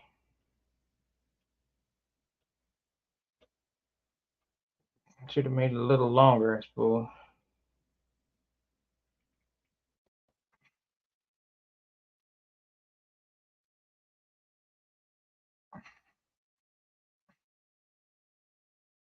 That and anneal it a little more. It'll be fine. It'll be fine. We'll get this.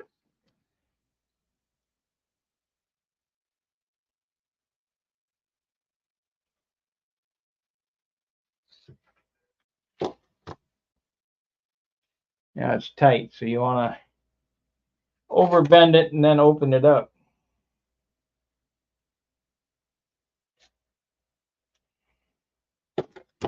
Because it's real tight now.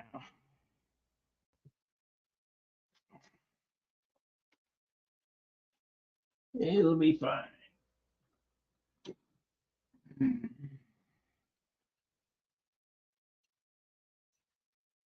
Loose. Okay, so let me anneal this a little better because I didn't.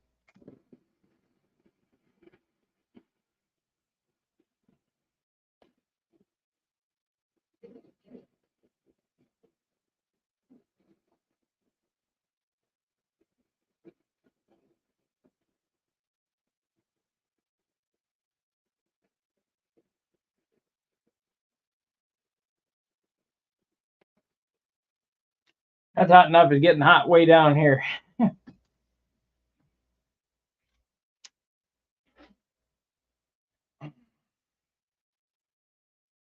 Wait for it to cool. So I'm gonna go to Lowe's and buy some sanding belts, eat lunch. I'll be back on later on this afternoon. This is going to be a work day, so it's going to be a long day. Just like when I did Saturday at John's.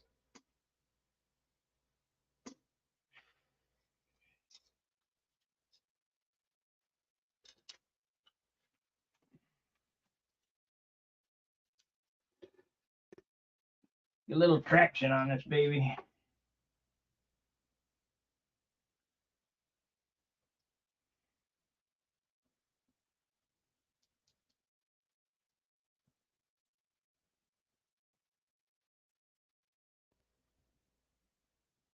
Come on. Come on, you can do it. There it is.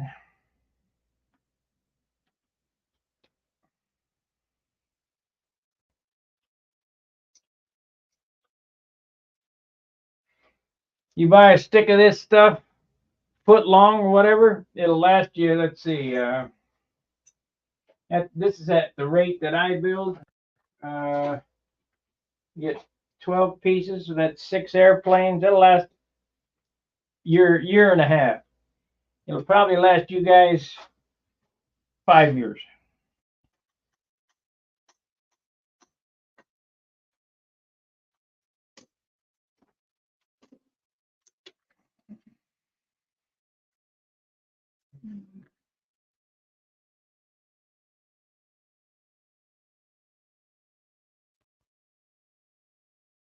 I think that 300 foot of lead out wire is my lifetime, whatever's left of it, my lifetime supply.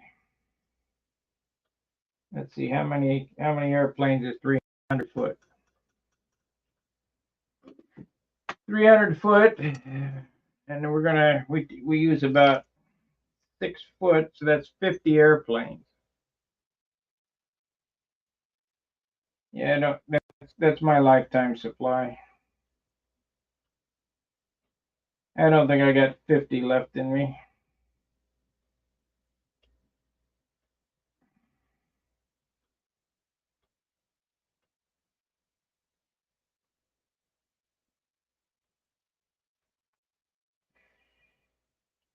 My goal is to use all that water, so I gotta last until it's gone.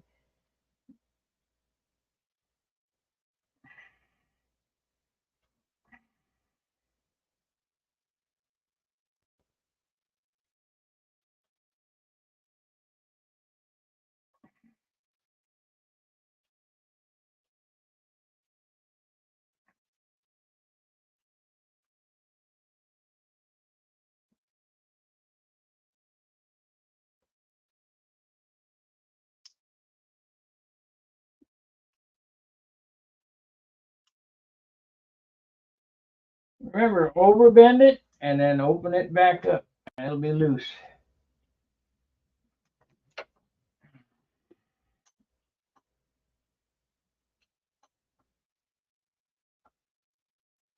Of course, a drop of my dry slide on there won't hurt either.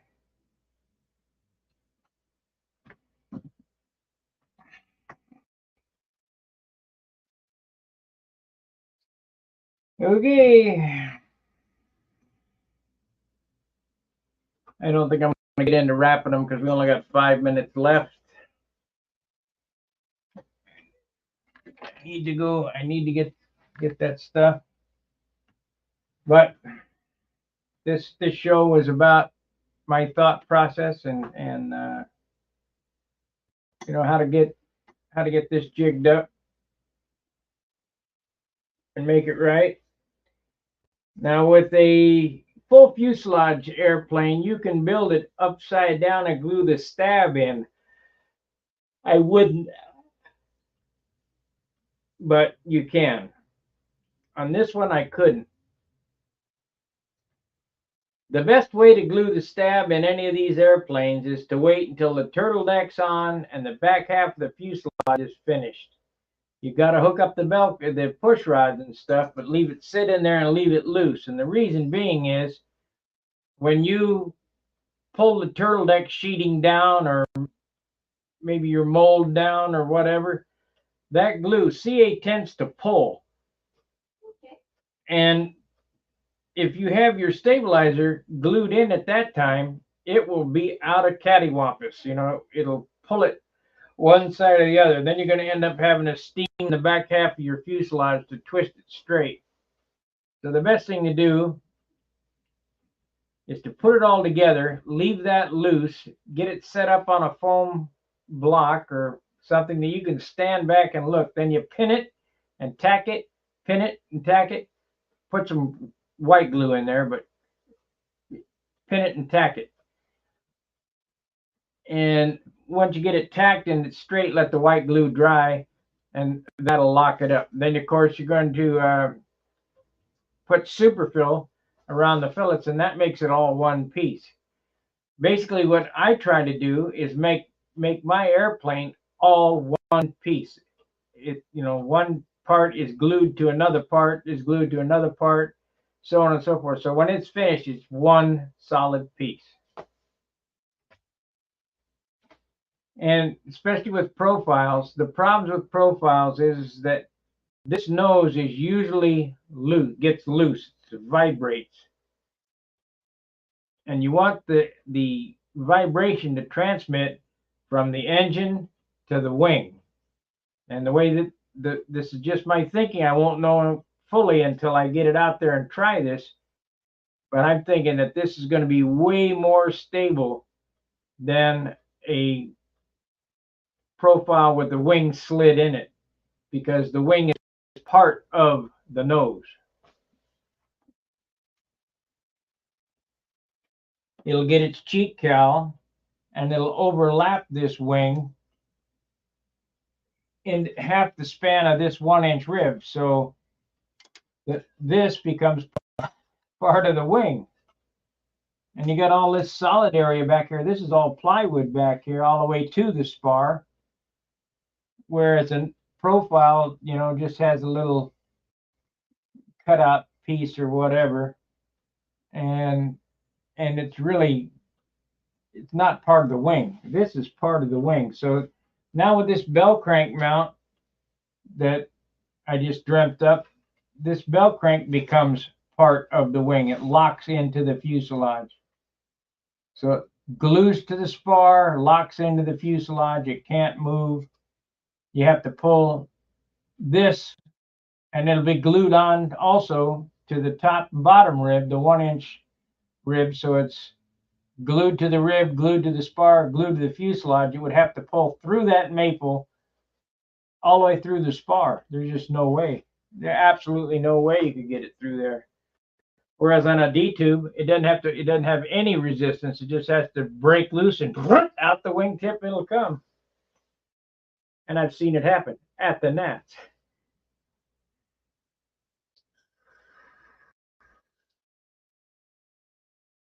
put a lot of thought into bell crank mount engineering and motor mount engineering.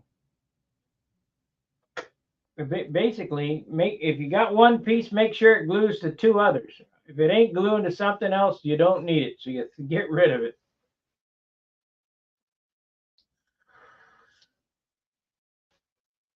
Kind of like my my platforms for these landing gears. They used to J-bolt them to the spar. Well, I like the removable stuff, so with that platform glued to the leading edge, glued to the spar, and then the maple block glued to this spar, that's 3 points of attachment. It can't come out. You're not going to knock your gear out like Gakabone did on his Strega at Brodax. Not for that reason. It would be pretty tough. All right, I'm going to end the program. I really appreciate you watching. I really appreciate the super chat, Gary. It goes a long ways to help the stream.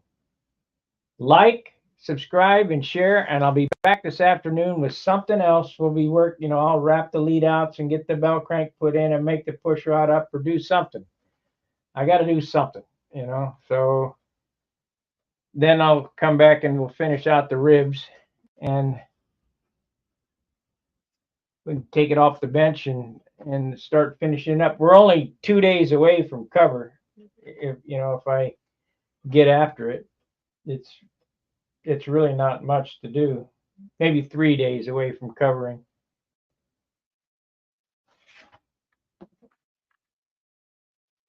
Alrighty, thanks for watching. Fair winds, tight lines. See ya.